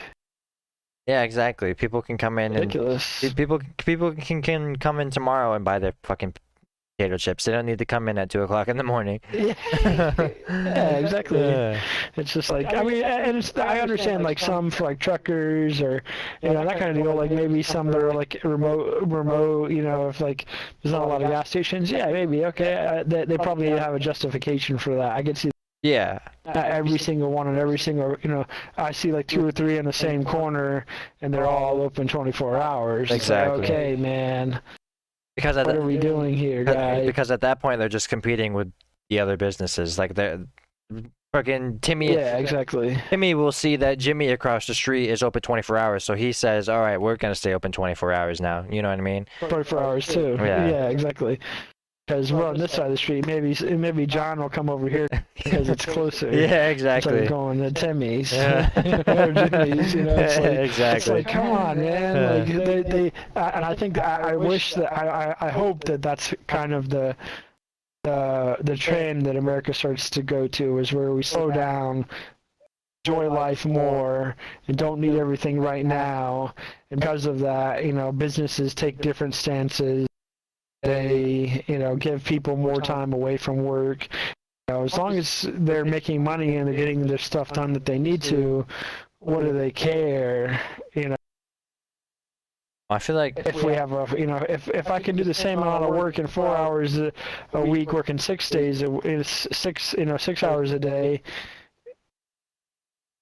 How do they care? Well, dude, okay, so I'll say this too.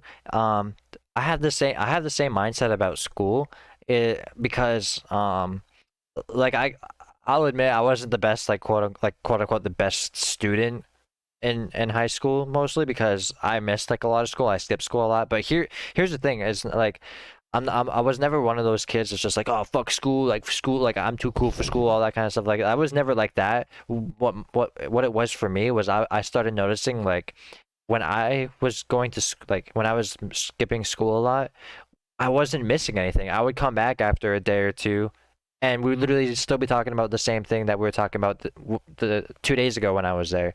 Oh yeah, man, public schools are racket, bro. And it's fucking ridiculous. Yeah, well, and see, here's the thing too: is I was still passing on my classes. I could skip 2, sometimes even 3 days a week. I would go to school 2 or 3 days a week, and I would still have A's and B's. I mean, sometimes I'd fall behind. It's not challenging, bro. Right. So sometimes I'd fall behind. There was a couple classes I'd have a D or F in, and I'd have to get caught up in. But I always did. I never didn't get caught up. I didn't stay back or anything. I still graduated. So. It was my common thing was to go to school and sleep in class. Yeah. not do any homework and not do anything in class, and then like they have like a halfway through the semester like progress report, and I'd be failing like 90% of my classes, and then by actual report card, I'd have like A's and B's in all my classes. Exactly, dude. I was in the exact same boat. Always throw away my progress report card. Never give it to my parents. Well, that always be failing all my. Yeah, exactly.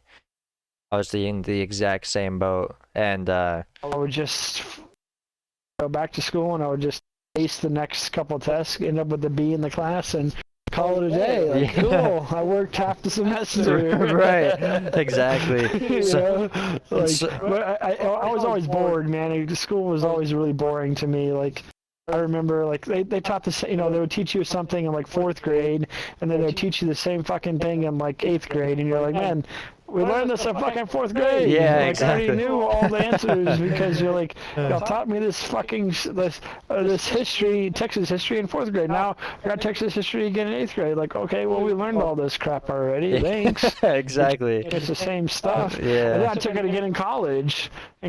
Oh, more history. Like, I remember I had a history class in college, and like I didn't read the book one time. Oh, how do you know that? And I was like, she's like, you read the book? And I was like, I learned this in grade school. Oh, I was like, yeah. I was like, this is. Oh my god. Y'all been teaching the same fucking thing, taught to me 3 fucking times. I didn't read that book. I didn't touch that book one time. I got 100 in that class. Every single paper.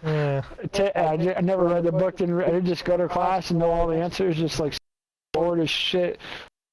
Talk all the time. Yeah, I think that's just like how it was in college. I mean, high school all the time is just bored. I rarely ever got challenged. Math was too easy. I could do all the math homework. They would teach you like, one new like math thing, like one new skill, if you will, like new type of problems to solve, Right. That same fucking problem to solve for the next 3 weeks, and you're like, man, yeah, we all know how to fucking solve this problem by now. You taught it to us 3 fucking weeks ago. I've been solving all these problems for the last 3 fucking weeks, and can do this in my sleep, Exactly. Like, come on, like, and it's like I could in class where I could do all my school, my classwork, finish all the problems she would give you, and then I would do all my homework too, and then I would be done. Like, I'd still have free time. I still have like 20 minutes to kill in the class after I did all the schoolwork all the classwork for the day and my homework for that night. That should not be possible.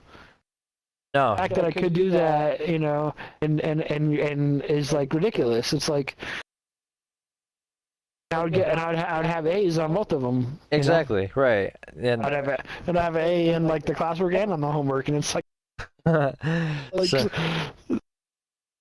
that's lame. It's like Well, I was like when not. What's that? Go ahead. What were you gonna say? Well, all I was gonna say was not only was I like skipping a lot of school, but I got to the point. I don't remember when I started, but I got to the point where I literally did like I'm pretty sure my senior year I did not do like a single homework assignment for a single class, and I still graduated. Like I still passed all my classes, and like in English class I always struggled in English. Like whenever I would actually like genuinely try in English, I struggled really hard. So then like I did fail English my freshman year. So what I had to do, I had to take freshman English my sophomore year, sophomore English my junior year, and then junior and senior English my senior year. But literally like all I would do once I got to my senior year, all I would do for like one of my classes was mainly like, okay, you have to read this book, and then you have to write like a fucking 5-page essay on the book, or like you have to like analyze like why fucking Susie did this and that and blah blah blah whatever. So but not once did I read any of the books that we were assigned like at all. I would in my senior English, I just completely won everything. Like I remember there was one assignment that we had to write a 5-page essay on this book that we were supposed to read. I did not read a single. I read maybe like the first sentence on the first page of the book, and I did not look at it at all after that. And I just completely won like the entire 5-page essay, and I got like a 92 out of 100 on it. And that's and that's how it was for every That's awesome. dude, and that's how it was for me for every single assignment. I just completely BS'd like the entire class more or less, or like sometimes I would just like, yeah, bro.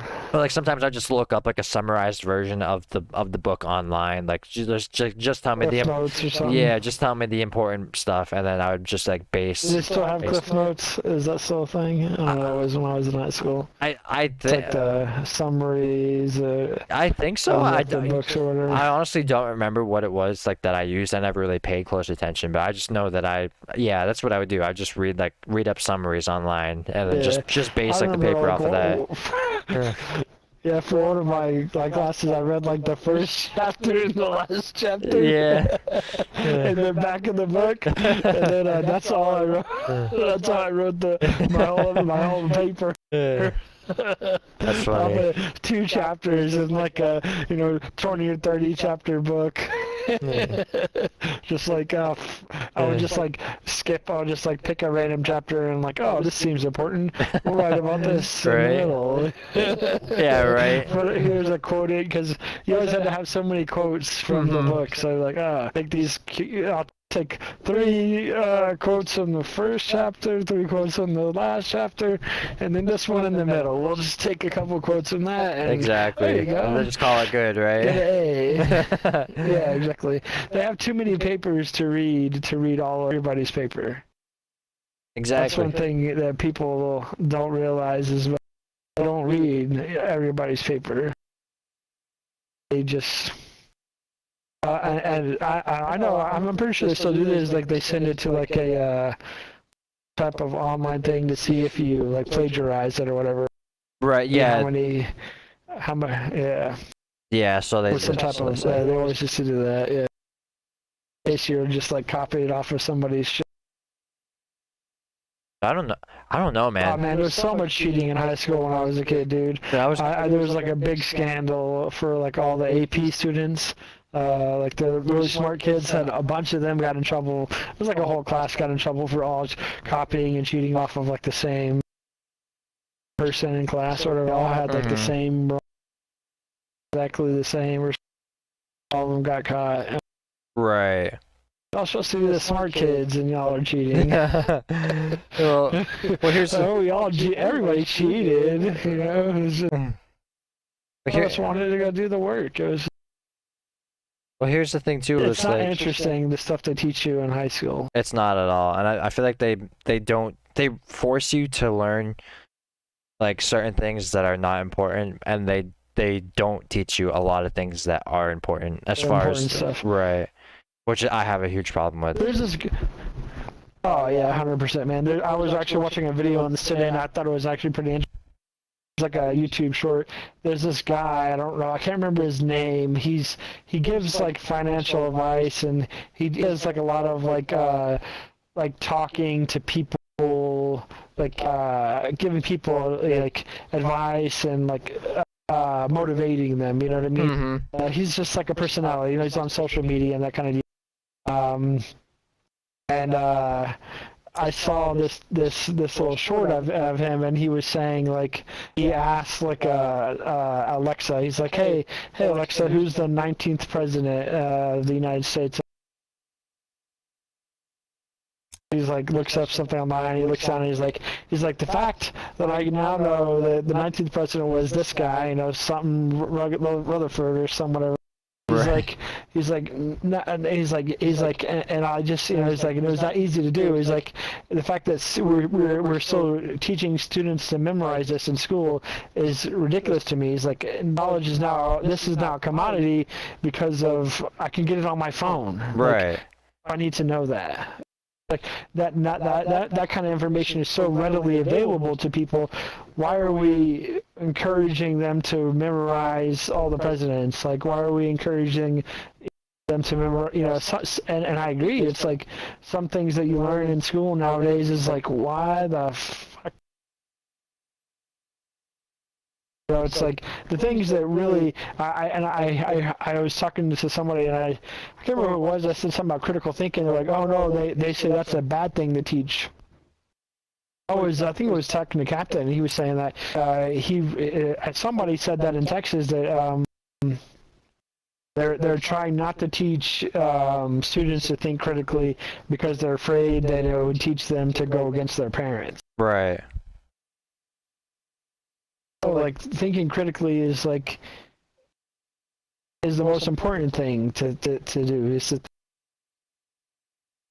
to understand a problem and then to be able to find a solution to it. That's Yeah, that's true. That's what you want to teach people. Is you don't want to teach people to memorize things. You want to teach people how to identify a problem and how to find a solution to it. Like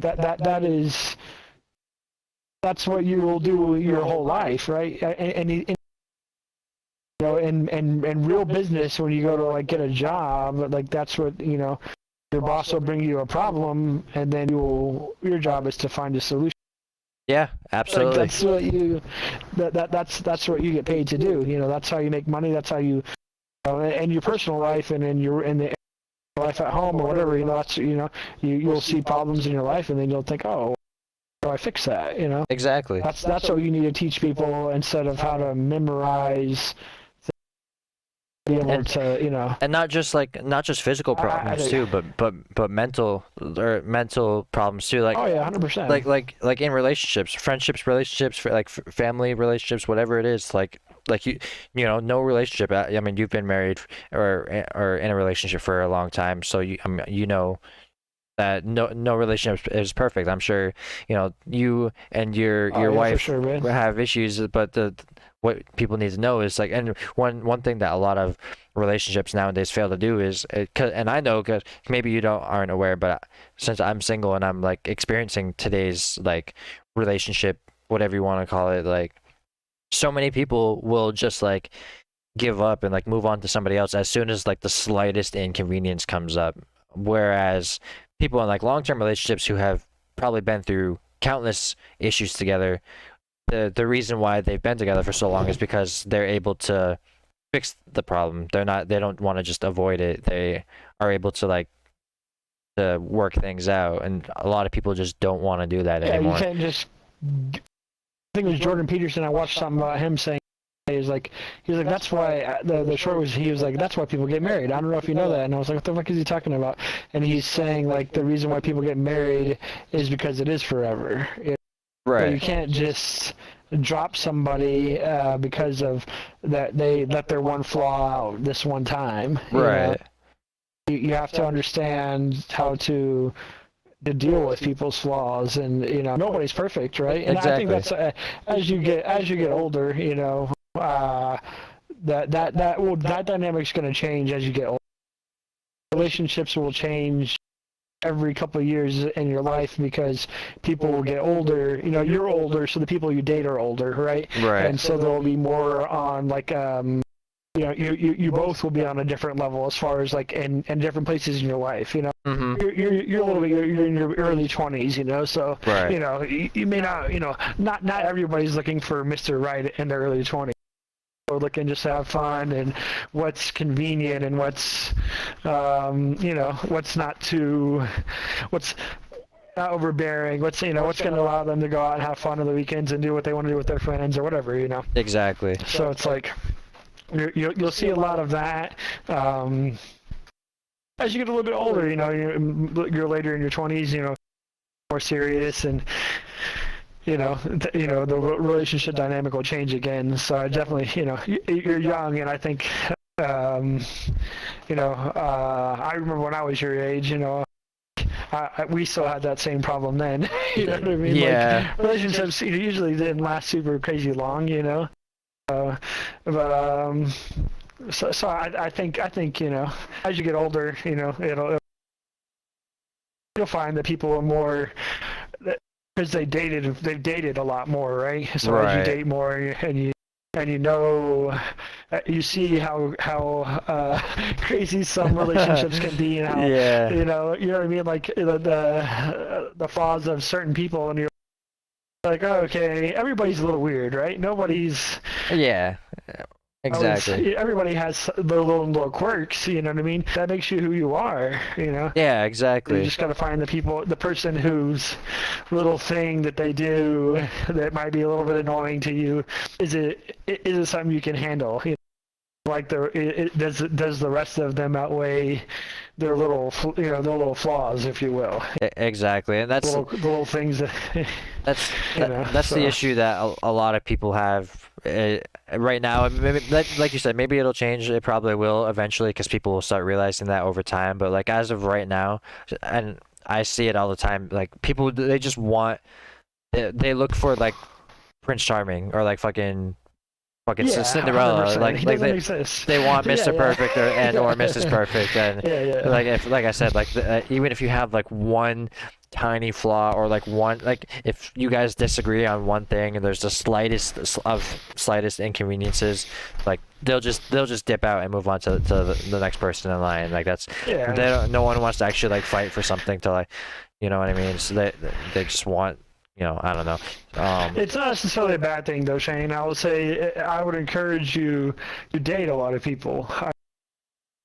I think people think that is a negative thing. I'm not saying sleep with a lot of people, but date a lot of people. I think it's a smart thing because you don't know what you don't want or what you do want unless you've tried a bunch of, like, you don't go to the ice cream store and just only eat one ice cream and then take that one home and only always eat that ice cream, right? Yeah, that's true. That's fair. You go to Baskin Robbins, you don't just pick vanilla ice cream and go home and always only eat vanilla ice cream. Some people do. I don't recommend it because they got 36 flavors. Right. So, I mean, It does, yeah. so you should date different people. Yeah, it doesn't I hurt. encourage you to, like, it. It doesn't hurt to try the other I'm not flavors. just. Yeah, exactly. It doesn't hurt. It's not a bad thing, Yeah. Because then you'll see what things you don't like, what things you can't you like just deal in just for you off the bat, Mm-hmm. You'll say, I'm not into this. Okay, I kind of like this kind of person. Okay, and then it'll help you in your future. Yeah, absolutely. I And definitely encourage. And you don't want to just settle on the first girl, either or anything like that. So I definitely encourage you to. Not a bad thing that people, I could see, like you're saying, like right now, people are just like dropping people on a whim, and it's like it's okay, Don't want to, I mean, some people meet Mr. or Mrs. Perfect, right? At this age, I wouldn't say it's a lot of people, Mm-hmm. but you can always grow to love anybody. I feel like too, I've heard, I read a lot of like things and people are like, oh, I didn't think they were the one, but now I look at them like, what do I do without them, Right, exactly. and it's like, even with like arranged marriages and that kind of, you hear about that kind of stuff, like, oh, I didn't really like them in the beginning, but with time they treat me really well and all that kind of stuff, Exactly. Just think it's it's not a bad thing to to date different people and see, you might meet Mrs. Right today, you might date her for a year and break up with her and then do a laugh, and then a couple years later get back together and Yeah, get well, married or something. That's not uncommon either. well, yeah, that's the big thing too. Is that like people change over time, which is a completely normal thing, and exactly what you just said. Like you may fall in love with somebody, right now, but then 5 years from now, that person might not be the same person that you fell in love with 5 years ago, and you may not be the same person that you were 5 years ago either, which is not a bad thing at all, because like you want to be able it's to. expected that you would hope that you wouldn't be, honestly, you would hope that you're not the same person. Right, exactly. So you're able to grow and like you want to grow, you want to grow, you want to be progressing as an individual, Yeah, exactly. learning new things. So over that period of time, like maybe. One thing that I feel like I was not, I thought I was good at when I was younger, but I don't know how great I was. Maybe I was good at it compared to my peers, or maybe I just thought I was really good at it, but is taking criticism. It's something I try to look at more now than ever, is is listen to other people and see the things that I could work on personally. Right. You know, That's as an fair. individual. That's fair. You always want to, yeah, man. You always want to be getting better, right? I always want to become I want to be better tomorrow than I was today. Absolutely. You know, how can it's hard for you. Self-reflection is great, but it's sometimes there's some things you just can't. It's hard to, you know. Oh yeah. With your own eyes, you know. Yeah. Sometimes Like something. Sometimes the people around you can see things that you can't see or you don't notice, exactly. whatever. So they'll tell you things, and it's like, you know, it's good to listen and say, hey, better at that, you know. Yeah, people. It's a weakness, and I want to. That's one thing that a lot of people You know.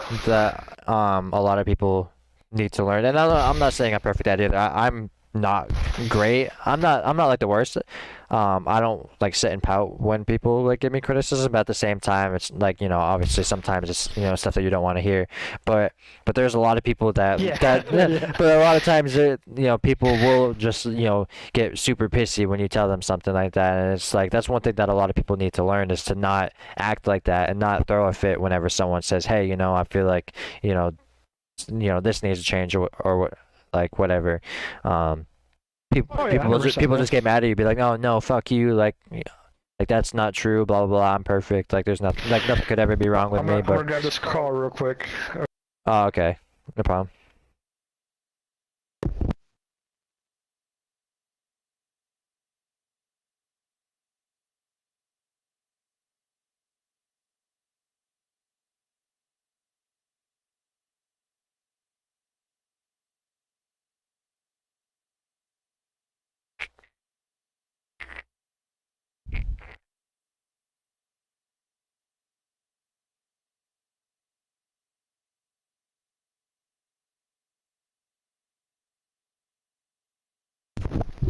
Sorry about that, dude. No, you're good, man, no worries. Work calls. I knew it was gonna be a late. I just Yeah, I definitely think you're right that a lot of people. I've seen people get upset when you. yeah, because you know, nobody wants to believe that there's something wrong with them, but at the same time, nobody's perfect either. And when you say that nobody's perfect, you have to realize that like you're including yourself. You know what I mean? And because I feel like a lot of people will say that, they'll be like, oh yeah, nobody's perfect, including me. But then when you call them out for something that they're maybe not so good at, then they get upset with you, and it's like, I mean, come on, you know. I'm sure. Well, I mean, you played a lot of sports growing up. I'm sure that pushed in that, right? I mean, you probably your coaches and that kind of deal. Oh yeah. Imagine they. Oh yeah. Definitely something all the building and those types of skills. Oh yeah, all the time. And sports, you hear it all the time. You know, coaches will applaud you because they'll say, hey, you know what, I noticed that you do this really well. But then on the flip side, they'll also tell you like, hey, but at the same time, I feel like you could probably work on this a little bit. And then, you know, that's where you either say, you know, F you, no, I feel like I'm perfect at everything, or you say, okay, you know what, this guy thinks I should work on this, so maybe I should take his word for it and, you know, actually get better at that. So. Yeah, exactly. That's what I'm saying. Like, I feel like as a sports, or I didn't really go sport. I didn't really play sports growing up, man. You know, it wasn't something my family could afford, so we didn't have that opportunity. You know. Right. It's just something. Yeah, I figured. You know, as far as like would be common theme. You know, that you would get criticism from coaches. You know, saying, "Hey, man, you know, you did a really good job and practice at this, but you know, maybe work on this." And it's good. I mean, I think that's one great thing about sports. You know, from what I hear, like sports is really great team building, and it helps a lot of people in their, you know. Oh yeah. Later years of their lives. Yeah, absolutely, dude. Absolutely. And one thing that like football was able to do for me, because I played soccer for most of my life. I played soccer from like 4th grade all the way through my sophomore year. And I was always like a super shy person in real life. Like like I didn't have like a lot of friends, and didn't really go to like a lot of social events. Like I've never been like the big like go out to parties and all that kind of stuff. Anything where there's gonna be like a lot of people, I never was really into that because I was always like always super shy. And but then when I played football my senior year, like it really helped me like come out of my shell, and like I really became like a lot Yeah. more sociable. Like I'm able to actually like talk to people, and that was the other thing too. But well, one of the reasons why I didn't have a lot of friends was because I was scared to meet new people. I didn't know how to talk to somebody that I didn't already know, and that's helped me a lot too, as well as like working in a retail, like working at pizza places and stuff where you're constantly talking to strangers all day. So like that's also helped me a lot as well.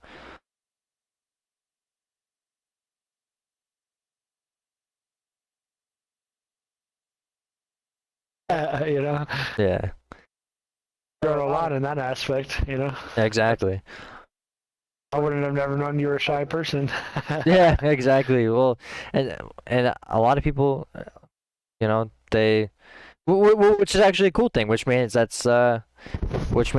has worked and it has Something you helped me. worked on a lot. Yeah. Yeah, exactly. Yeah.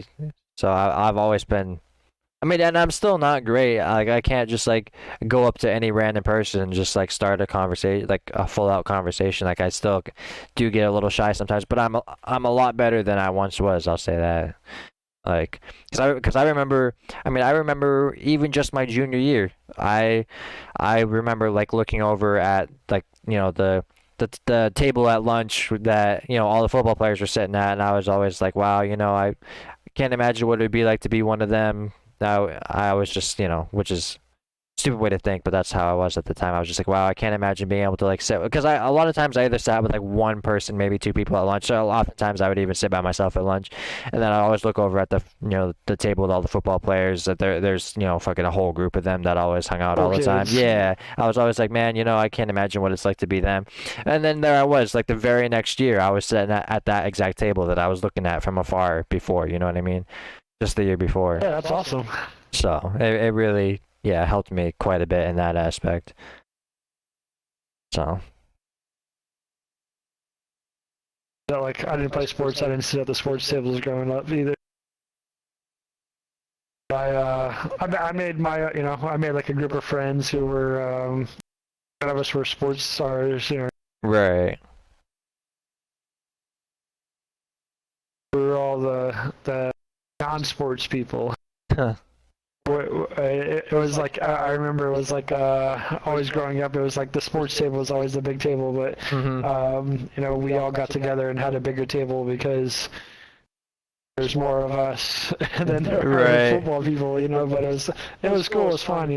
Like we had like a big group of guys that most of us played sports, but we were all we did other things. Oh yeah, no, yeah. It was fun. Yeah, that's one thing. That's one thing that I hate about. I mean, in life in general, but in school it's really bad. It's the stereotypes. You know what I mean? Like, oh, you have if you play sports, and your parents have a lot of money, then like that's what makes you cool in high school. You know what I mean? It would have probably been a little bit different for you than maybe a little bit less, but I guess not. What's that? Have you ever watched the movie Dazed and Confused with Matthew McConaughey? No, I haven't. That kind of. It's a classic. Damn, I've heard of it though. It's like a weird kind of movie because I think it was maybe made in like the 90s or aged in the 70s. Mm-hmm. But it's like it has like a lot of the stereotypes of like high school, and like it's about like high school kids and as jocks and all that kind of stuff. It's an interesting movie. Yeah, I definitely like the lynching of like the younger kids, after school and that kind of the high school kids would go pick on the junior kids after school got out. No, they would pick on the junior high kids. Yeah, a lot of that stuff is still relevant, or is still relevant. I guess still present. Because I remember and it wasn't so much like there's not as much like like quote unquote bullying now. At least not in my school. There wasn't like a lot of bullying, but there was just a lot of, you could tell when someone thought that they were better than you. You know what I mean? Like no Yeah, one would yeah, exactly. Still that. Yeah. that like they would just give Know off what you that kind mean. of they Yeah. would give off that kind of attitude, right? That vibe. Right. So it was always You're like below me because you don't play sport. yeah, exactly. You Yeah, know. there's always that, like, yeah, like the cool kids are the sporty kids, and their parents, have a lot of money. They have the big house or whatever. They come to school in the nice clothes, and it's like, Yeah. the, you know. The Susie, the captain of the cheerleading team, will be dating, Tommy, the captain of the football team. Like, you wouldn't see like a cheerleader dating like fucking choir student or whatever, or fucking band student, you know what I mean? Just because it was like ew, those kids are weird, so that's kind of how it still was. So I don't know. I mean, it is what it is. I just think it's interesting. I was just curious. Yeah, I feel like that's one of those things that probably will never change. But it's like when you're in school, stuff like that matters, right? Like playing sports matters, and like being the quote unquote cool kid. Not to everybody, obviously, because to me it never did. That's part of the reason why I never was into the partying and all that kind of stuff, was just because like I didn't care if people didn't think I was cool for not doing that stuff. So I get, Yeah, that's good. but at You shouldn't care what other people think of you. oh, absolutely, but You only care what Shane thinks of Shane. exactly.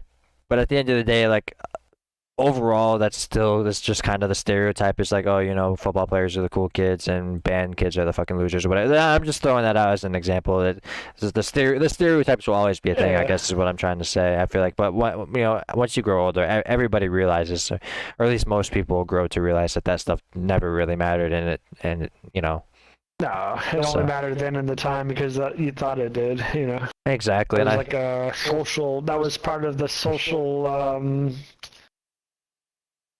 paradigm or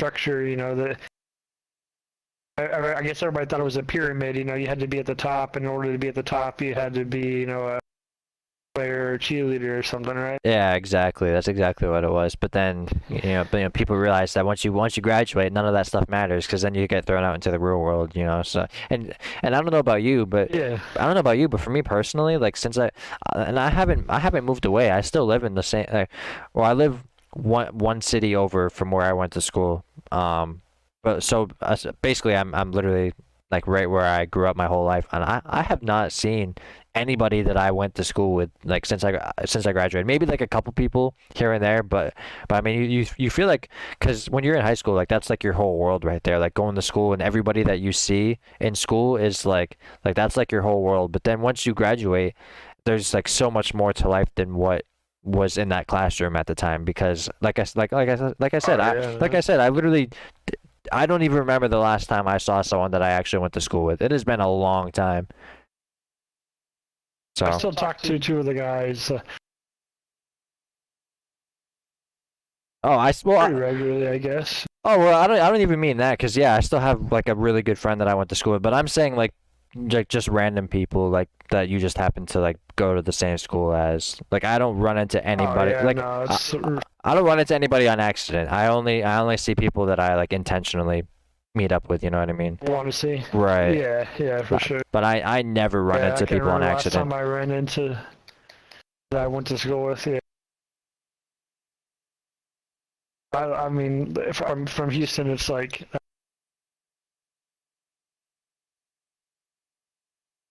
definitely. I would imagine maybe in a smaller town. I don't know. You said you live in like a little bit smaller towns, right? Oh yeah, I mean my Maybe think that you might run into people more likely than me, Yeah, exactly. Yeah, the my fact that you're not is like.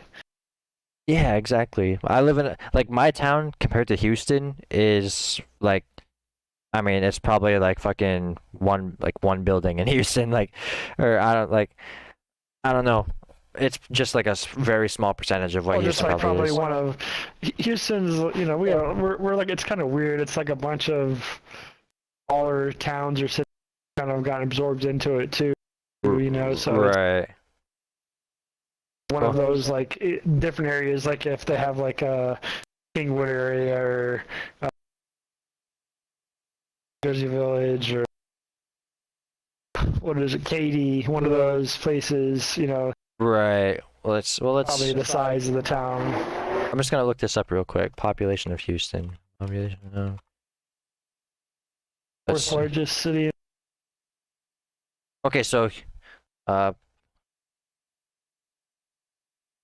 let's see.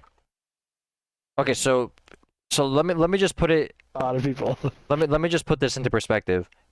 According to this, Houston alone has 1 million more people than my entire state has combined. Like, so, Yeah. so according to this, there's 2.3 million people in Houston, and there's only 1.3 million in the entire state of Maine. That's crazy, yeah. Maine's not a huge state, though. No, it's not. That's true. But let me see. Yeah. Okay. So here's another perspective. So in Houston, there's like I just said, in Houston, there's 2.3 million people. In my city, there's only 19,000. My senior class was over 1,000 students. My graduated class was only 700. Good though for 19,000. Yeah, that's true. What percentage that is? That's a lot of percentage of young people. Yeah. 700. That's pretty. A lot of people. Well, actually, okay. Well, actually, what I should be doing is this, because I did not actually go to school. Like I said, I live one town over, so I didn't actually go to the school in the town I live. But let me see.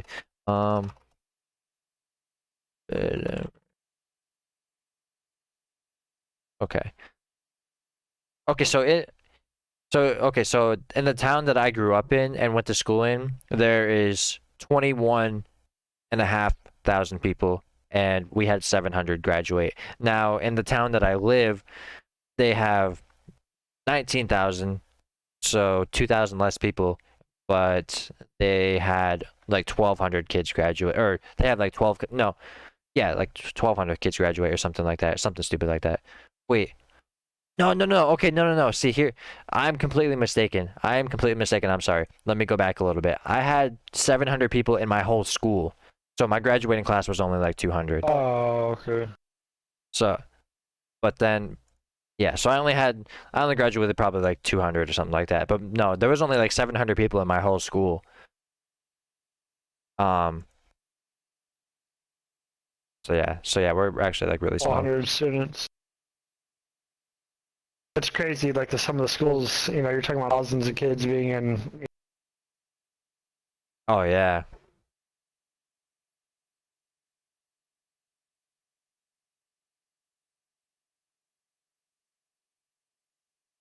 I kind of wish maybe I grew up in a small town though.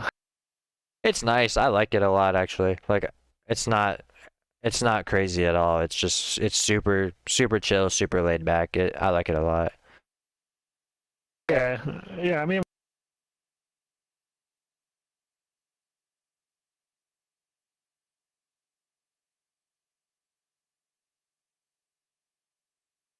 I think your mic cut out. I can't really hear you. can you hear me now? Yeah, I can hear you perfect now. I would say me and my wife, we moved to like a smaller town, you know, when I was like in college and stuff, and I don't know, I liked it a lot, you know. I mean, it's just, you know, life's a little slower, people are a little nicer maybe, and versus, you know, I don't know how it is where you live, but like, you know, Houston, you know, you don't really know your neighbors that well most of the time, like. Right. They're just the people who live next to you. They're not like most of the time. I mean, every once in a while, people are like make really good friends with their neighbors, but I wouldn't say it's very often. I mean, growing up, I mean, I know. I think when I was a kid, I lived with my dad, and we knew one of our neighbors really well. That was it. And then I lived with my uncle and my mom. We knew one neighbor really well, and now I live with my mom. We don't really know. I live with her. We didn't know. Right. Maybe one of them, I guess. I guess just one. Like it took some years. I wouldn't say we were really close or anything like that. We just, we were just, somebody was trying to break into somebody's car or something like that. We let the other. Oh yeah. We weren't having barbecues together, nothing like that. You know, Right.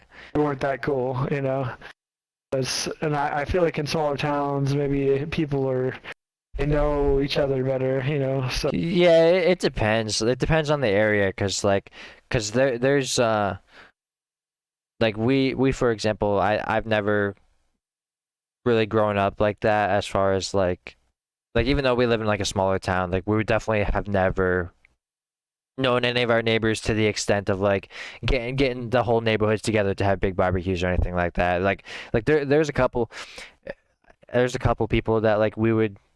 I mean, everybody knew everybody as far as like you know where everybody lives in the neighborhood. Like if you see someone, you'll be like, oh, that's Timmy that lives at so and so address, like or like in this house. But there was only a couple people that you would really like actually talk to on a personal level and like actually get to know.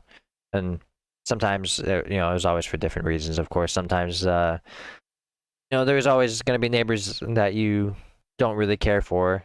Like there'll be some people that you just get along with, or some people that you can tolerate. Mm-hmm. Then there'll be certain people that you fucking can't stand, and then there'll be certain people that you actually really like, and you actually talk to on a regular basis. So there's always those different levels. For sure.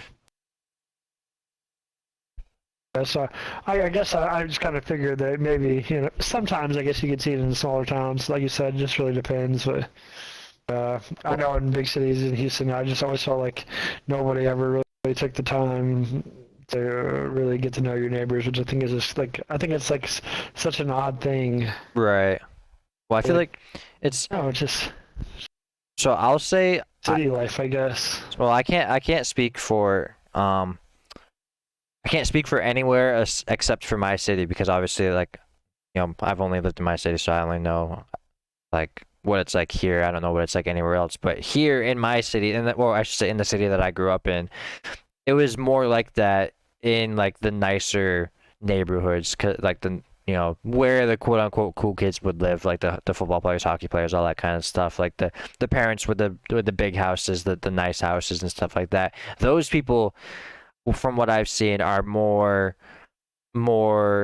of that kind, where they they hang out on the weekends and have barbecues and have a beer while they watch football games together, all that kind of stuff. My neighborhood, I'm not saying I lived in a bad neighborhood, but it was kind of like middle of the road. It wasn't like a dump, but it wasn't like the fucking the rich kids either. It was somewhere down the middle. So we were the kind that would just like we knew everybody, but we would like not go out of our way to hang out or talk to anybody. It was just kind of like, oh, say hi, maybe have a small conversation when you're passing each other down the road, that kind of thing. But no, from what I've seen, like it was keep yourselves and do your own thing. Yeah, exactly. I could say that's kind of how my family was too, I guess too. Yeah. We knew a lot of people, but we weren't like holding block parties with our neighbors. Yeah, you were super rich, Wouldn't go out of your way to go. Fancy houses.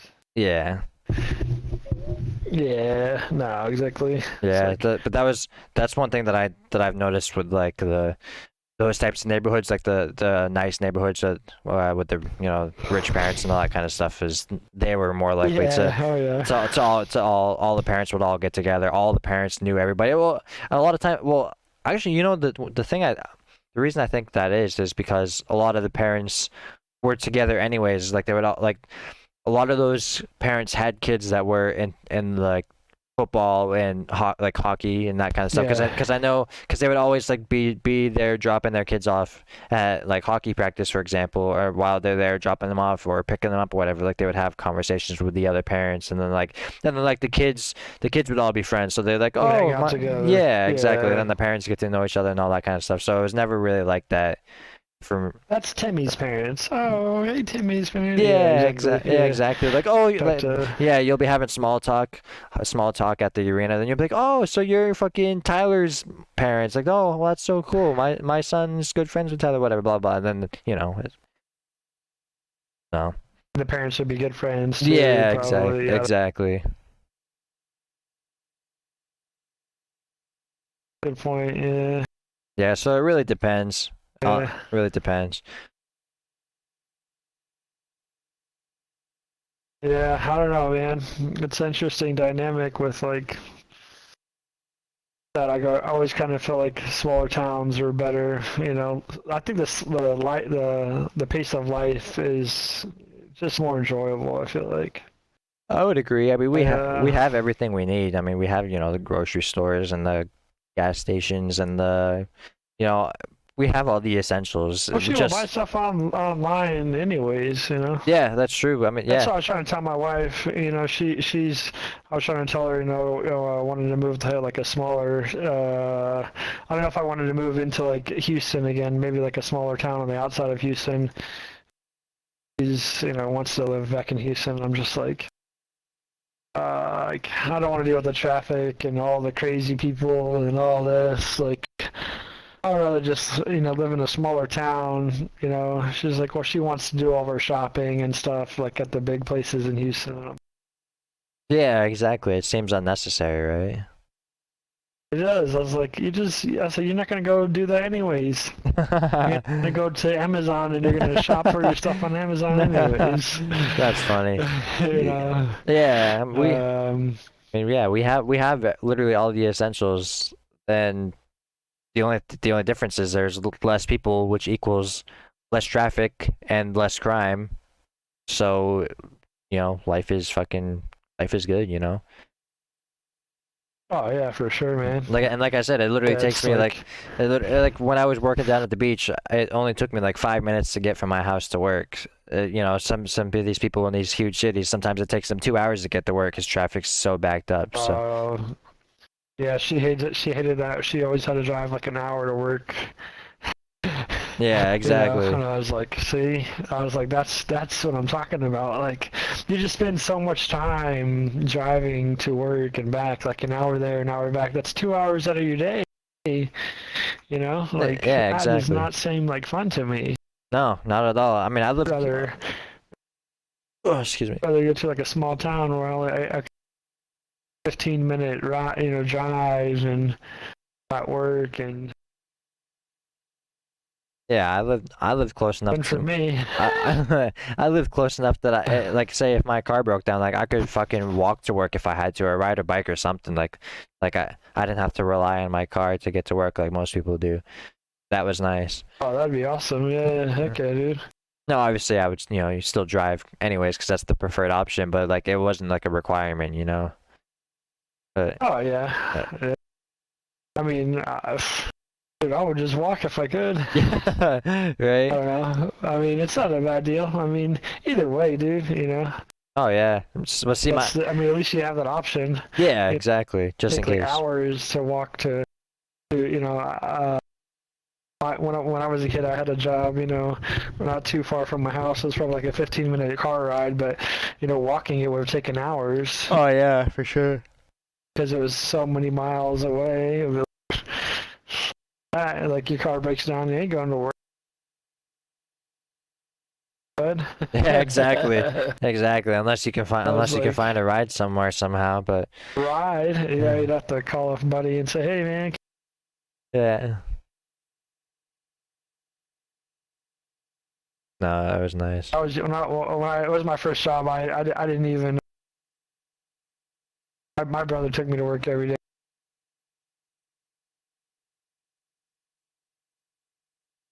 Good deal for me. I didn't have to drive, pay for gas, and I was making a lot. Yeah, exactly.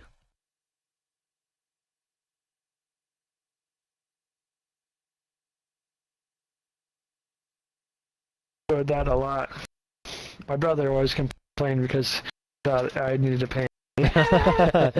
That's funny. Well, that was a big issue I had when I was delivering for like when that was my job was delivering. And see, the thing is we didn't have like company cars. We had to use our own cars when we were delivering food and stuff. So like I had to make sure like I was always on top of my car, or like make sure nothing was wrong with it, whatever. Because there was a couple times where like something unexpected would come up with my car, and it would fucking suck. I'd be screwed because then I can't do The my old job. Subaru. Yeah, because then it would suck. Because then I couldn't do my Yeah. job if something was wrong with the car, and sometimes you just don't expect it. Things just happen, out of nowhere. So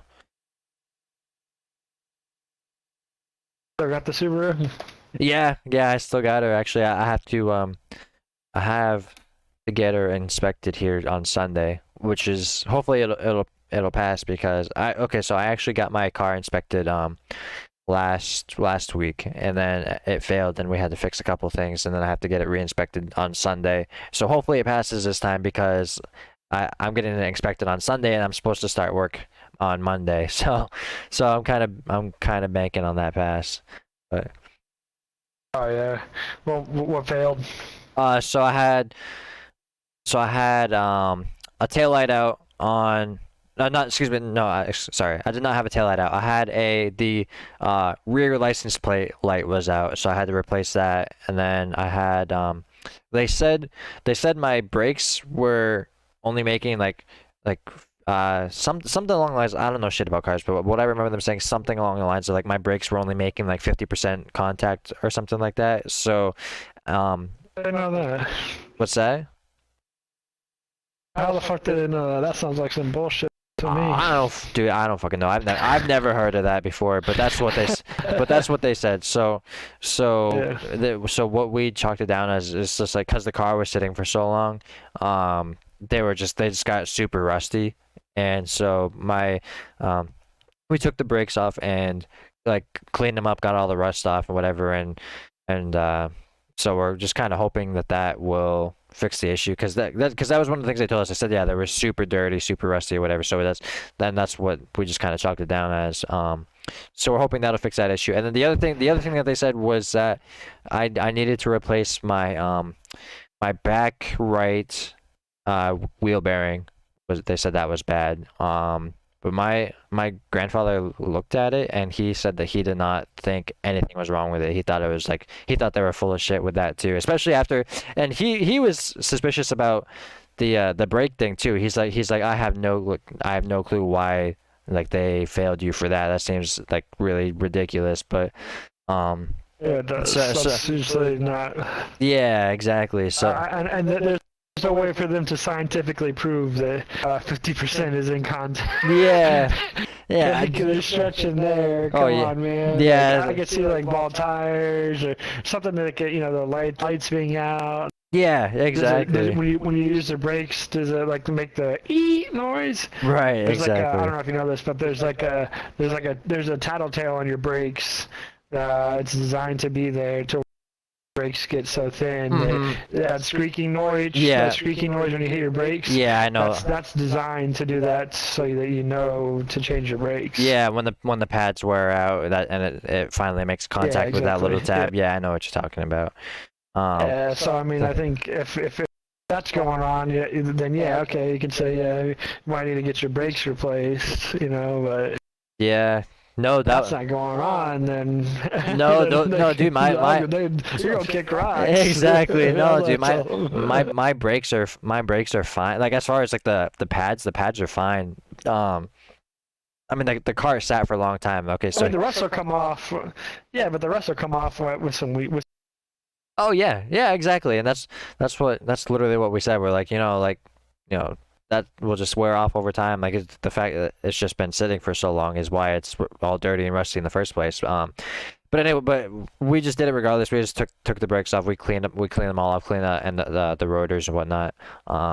So hopefully that will be fine. We fixed the light, and then so then my grandfather was looking at the wheel bearing, and he says he doesn't think that there's anything wrong with it whatsoever. He could not see or feel anything wrong with it whatsoever. So he thinks that they were full of shit, especially considering what they said about the brakes. So he thinks they're full of shit about that too. So what we're doing, we're gonna take it to a different place than we took it the last time and see if they say the same thing. So and he said, I mean, the only way you can really tell what the wheel bearing is like. If it's like hard to turn, Yeah, so he said it's the wheel bearing part could be it could be like bad, because that over time, like if it is bad, I mean, I think they take grease if I remember. But like over time, if it was bad, it could eventually start a fire or something like that. Well, so some lock up and cause you Right.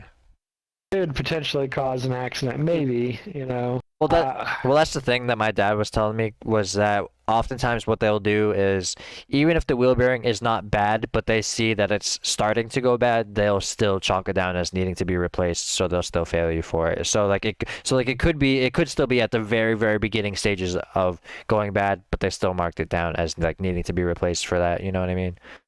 So that's what my dad said. Yeah, I can see that. Just to be, I think, I mean, for them, it's like to err on the side of caution. Yeah, exactly. Because like, say I get into an accident and the cause is a bad wheel bearing or whatever, and then but they just passed me for my inspection like last week. You know what I mean? Exactly. So Yeah, exactly. so yeah, they're like, hey, what the fuck? yeah, exactly. So they're probably just doing it to save their own ass. So, but yeah, so that's what we're doing. You want cars to be like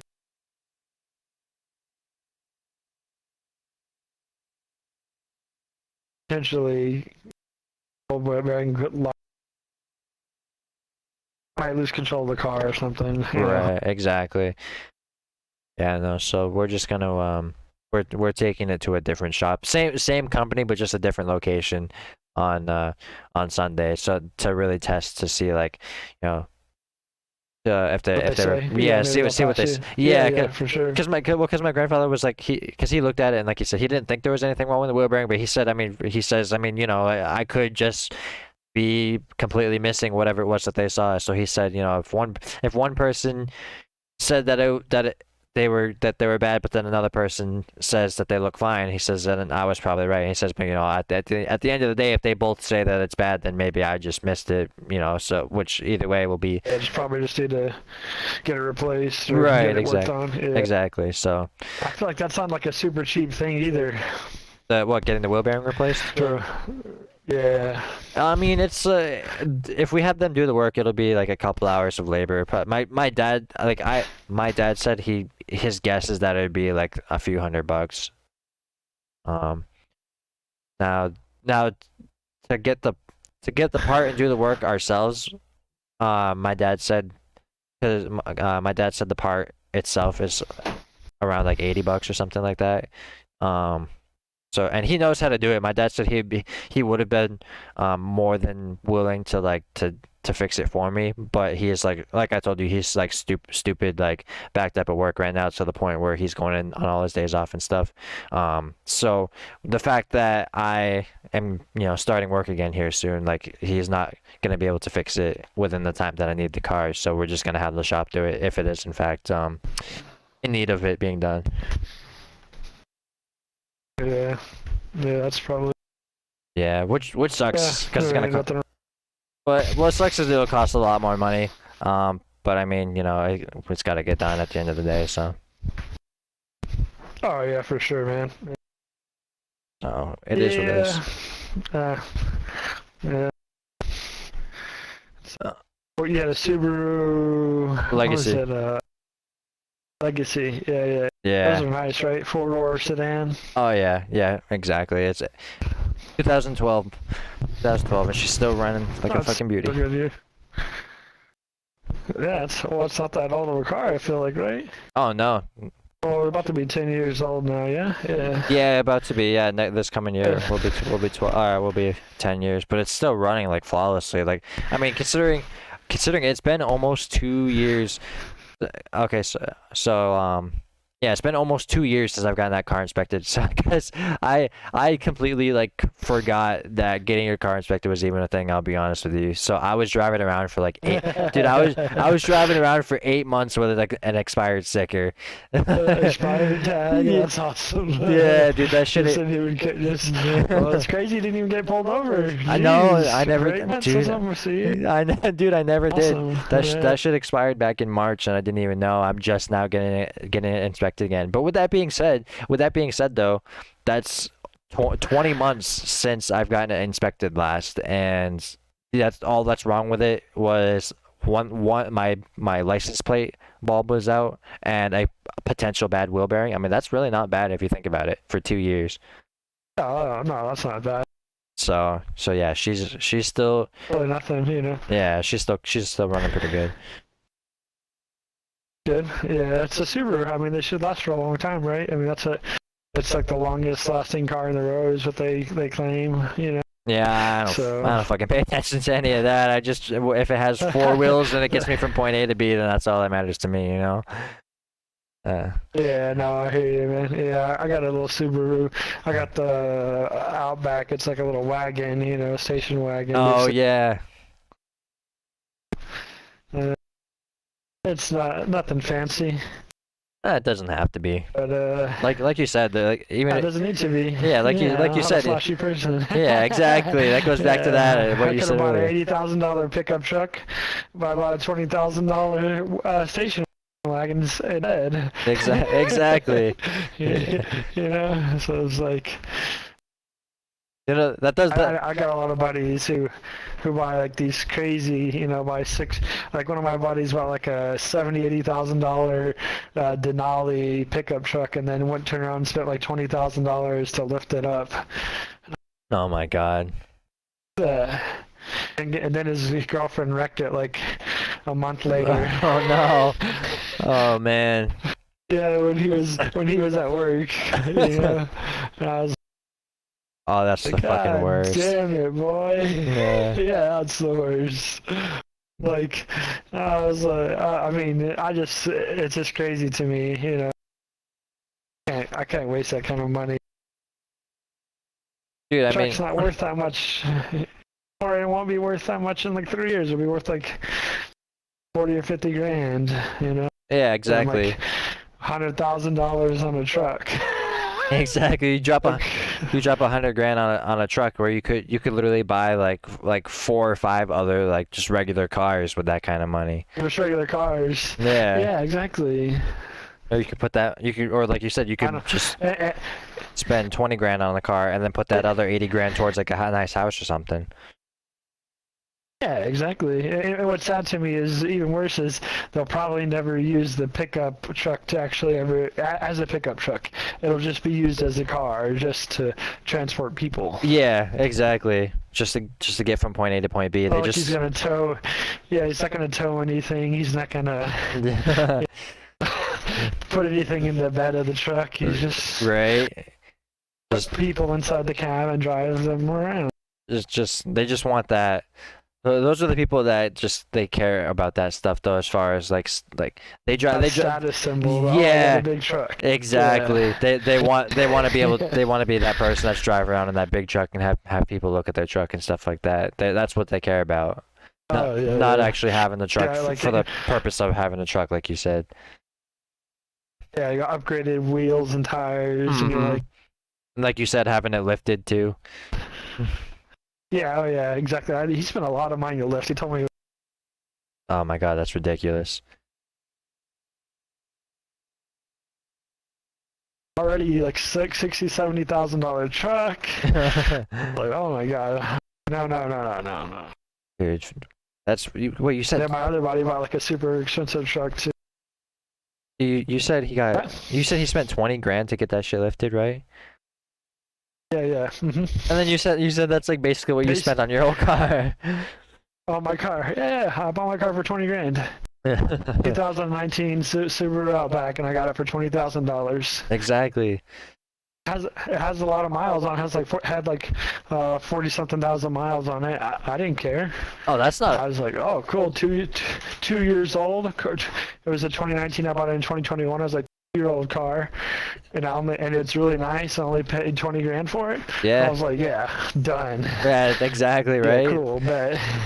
I was like, I'll take that. Yeah. Dude, I gotta spend. You know, it's like a $40,000 car or something like that. You know, dude, I got my brand new, and I got it for 20 grand. So I got my Subaru for 7 grand, bro. Oh, it's legit, dude. Yeah, cause my first, I had a 2007 Subaru, and that car got totaled, and so I needed, and the insurance said that, the insurance told me that well, I mean, you know, it got totaled, so basically the insurance company told me that the amount of money that it would cost to get it fixed is would be more than the car's even worth. So they just sent me a paycheck, or not a paycheck. They just sent me a insurance check or whatever. So I got $5,000 from that, and then I saved up $2,000 from when I was working at the time. Because my grandmother wanted to trade her Subaru in to get a new one, and they were only gonna give her $7,000 for the car, and so she was like, well, if because she was expecting to get a lot more for it, and when she found out that they were only gonna offer her 7,000 for it, she was like, well, I could just sell this to you then. So that's what we did. I just paid her the 7,000. That's a win for you. Yeah, exactly. And then she yeah, exactly. Yeah, so it was yeah, that's awesome. The trading deal's a rip off on cars, man. Yeah, she always try to get. Yeah, so she was really expecting to get a lot more. So she's like, I mean, fuck it, I'll just give it to you then, and you can pay me the $7,000, and then I'll put a little that to trick that I always use, just for future. If you ever do you have like a CarMax anywhere near you? Yeah, I see the commercials all the time. So, I don't know if I actually have one close. I'm pretty sure I do though.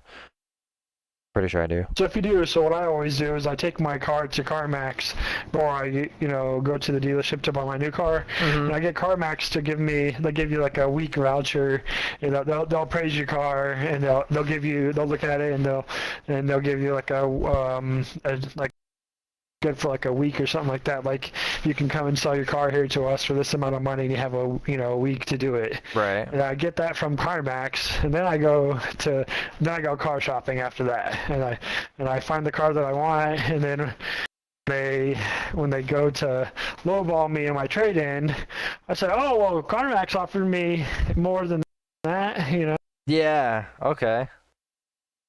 Offer me more money. Wow, that's actually a good ass idea.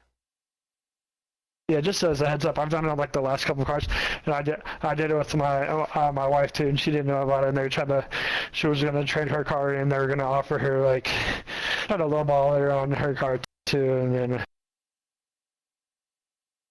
And that's actually really fucking smart, dude.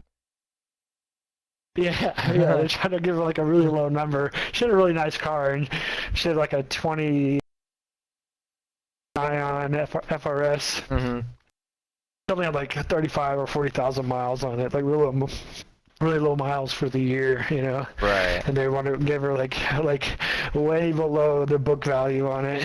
Yeah, exactly. Man, I thought, that's really smart. I'm actually gonna showed them like the CarMax thing was like, hey, yeah, they offered us this. They may not always meet the CarMax number, but they'll at least give you more money. Right, exactly. And that's the big thing is, especially I always wait to do that till the last minute of the negotiation. Right? So I try to get the car price as low as I can, and then everything, because they'll say, oh, what can we do? They always try to get you with, how much do you want to pay a month? That. Right. I would just, whatever the last thing of the negotiating, that's when they usually bring your car back to you anyways and say, oh, this is what we'll give you for your trade-in, and they've already dropped the price down on the car already. So then I hit them with, oh, well, shit, CarMax this much money. Oh fuck! So now they have to offer me more money, and I get a sweeter deal. Yeah, it's at the very end of the negotiating. Right. And I'm like, yes. I'm like, fuck you for trying to screw me. There you go. Yeah, that's funny. Yeah. So it works, man. It's a good deal because. It doesn't have to be CarMax, just even like any person who will buy the car, Right. Take it to a couple different people if you have to, just to kind of show, hey man, everybody else thinks it's worth this much, why are you trying to lowball me at this number, Oh yeah, exactly, because then they're not gonna want you to go back to CarMax. They're gonna want you, you know what I mean, so. Yeah, they're gonna make money off of both cars. Yeah, exactly. I'll tell you, right? They're gonna make money selling you that car, but then they're gonna buy your car and either sell it to somebody else again, or they're gonna sell it at auction.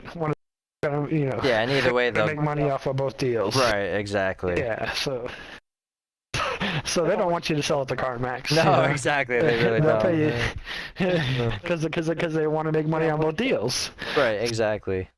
Like you said, even Both if cars. like you said, even if they don't like match CarMax, they'll still give you more money. Or they're More money. That's yeah. So you know, give you a better deal. Yeah. right. So even if they don't match it, like they're still gonna they're still gonna profit off it regardless. Oh yeah, at least you're just getting a little bit better of a deal, you know, and that's what's important. You know? Yeah, exactly. So you know, it's like they're trying to lowball her really bad. I did on my last one. I think they were lowballing me like 3,000 less than like the price that CarMax had give me, and then so they bumped it up to like $1,000 less than CarMax. And they're smart, you know. There's like there's like an insurance thing, like so for if you're buying a new car and you trade in your old car to buy the new car, you don't have to pay taxes on the sale of the old car. Right. If you sell your old car to somebody, person to person, you have to pay taxes on it, even if you're putting that money back into the car, exactly. the new car. So they know, like, they don't have to match it 100%. Because of that, they can say, "Oh, we'll match it," you know, $1,000 less. Because even if you were to go sell it to them, you only make $300 more. Exactly. Small, you know, after you pay your taxes on it, you know, and go through that headache, you only save yourself a couple $100. That's right. Yeah, that's fine. Like I don't really fucking care. I just wanted you to give me a good price on my car. Exactly.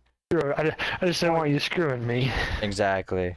And yeah, that's funny. And that's when they, well, because they, well, most of the time they assume that they could just get away with that because the average person wouldn't think to go to other places. They just most people will just say, you know, what can I get for this car? And they'll say, yeah, this much, and you'll just be like, okay. You know, most people wouldn't do any research, like prior research. Yeah, and the good thing about that is it's like I have an offer. It's not just saying, well, can you give me more money? It's saying somebody's already offered me more money than what you're offering me for the car. Right. Which is even better. You know what I'm saying? You have a voucher in hand saying, hey, man, somebody's already offered me more than what you're offering for that. Like, yeah, give me you know, you need to give me more money. Yeah, exactly. You know? It's not, and so yeah, because it's a little bit different than it works out really. It's a little bit different. Hey, can you work with me? Trying to haggle them, you know what I mean? Right. Without it, you know what I mean? Trying to haggle them without it, you could try, and it might work, you know. It just depends on when you know, like how they're doing on sales and that kind of deal, you know. But it's always just good to. Yeah, exactly. Come with the base of the whole, you know. Yeah, exactly. Well, because I mean, they won't care what you have to say. If, for example, if what I mean by that is like if you were to go there and say like, hey, what would you give me for this? And they say, I'll give you this much, and then you say, well, I think the car is worth more than that. Then they can just say, well, I don't care what you think, or like they'll just say, you know, no, it's not. But if you have, like you said, if you have the quote unquote vouch, like if you say, oh yeah, well, CarMax said that they would give me this much for it, then that's when they're like, oh shit, okay, so we have to, you know. We gotta gonna have to increase our. Exactly. Or I'll just sell it to CarMax. Exactly. And I would. Exactly, because if you just show up and if you just without anybody else like vouching for you, if you just say, oh well, I think the car is worth more than that, then they'll basically just say, too bad. You know what I mean? They won't care really. Yeah, a lot of people quote like Kelly Blue Book value. Kelly Blue Book says it's worth this. They'll be like, yeah, well, that's not always accurate, or right, exactly. Yada yada yada. Exactly, or and you can't expect. You can't ever expect one thing. You got to think though too is you can never expect like a car dealership to purchase something at value, because then they can't make money off of it, right? Exactly. They need to buy it from you at less than value so that they could turn around and sell it. Exactly. And, you know, maybe add value or more, probably more, so they could turn a profit. Yeah, that's fair themselves. too. That's a fair point too. Yeah, so That's always so I think that's something a lot of people don't think about when they go to sell a car. Like, well, Kelly Blue Book says it's worth 14 grand. Well, yeah, might be worth 14 grand, but nobody, if you're selling a person to person, you might be able to get somebody to pay 14 grand, but a business wouldn't buy it from you at that because then there's no margins for them to make money on the back end of it. Yeah, there's no profit to be made off. Like it's they're basically. Yeah, exactly, 100%. Yeah. Yeah, you're not making money at that point. You're basically just trading cars. Yeah, exactly, and they're not in the business of they're in the business of making money. Yeah, exactly. Just straight up, Yeah. So yeah. No, That's good. It makes perfect sense. Well, good luck with the car, man. I hope it goes good when they take it in and get it looked at. Yeah, hopefully, dude. Hopefully, man. I appreciate it though. Sure, bro, I think I might call it a night, Shane. Yeah. I don't think this lobby's ever gonna go. I think we've been sitting in for a minute. It was good chatting with you there, bro. It's been a minute since we had a talk like that. Yeah, so. Yeah, it was real good, man. I enjoyed it a lot for sure. Yeah, man, always, dude. Alright. Well, I'm gonna probably try to get some Z's, and I might catch you on tomorrow. Okay, yeah, I'll definitely be on sometime tomorrow night for sure. You gonna go get some Z's too, or what? Yeah, so thinking? yeah, I gotta be up in around 7 hours or so. So we're going to a local high school football game here 1 o'clock tomorrow afternoon. So we're gonna try to be there a little bit early. So. Yeah, so I gotta wake up here in like 6-7 hours. Watch it. Yeah, so it's a championship game or like the conference championship game. So if they win it, then they'll go on to like the state title game. So yeah, we're gonna go check it out.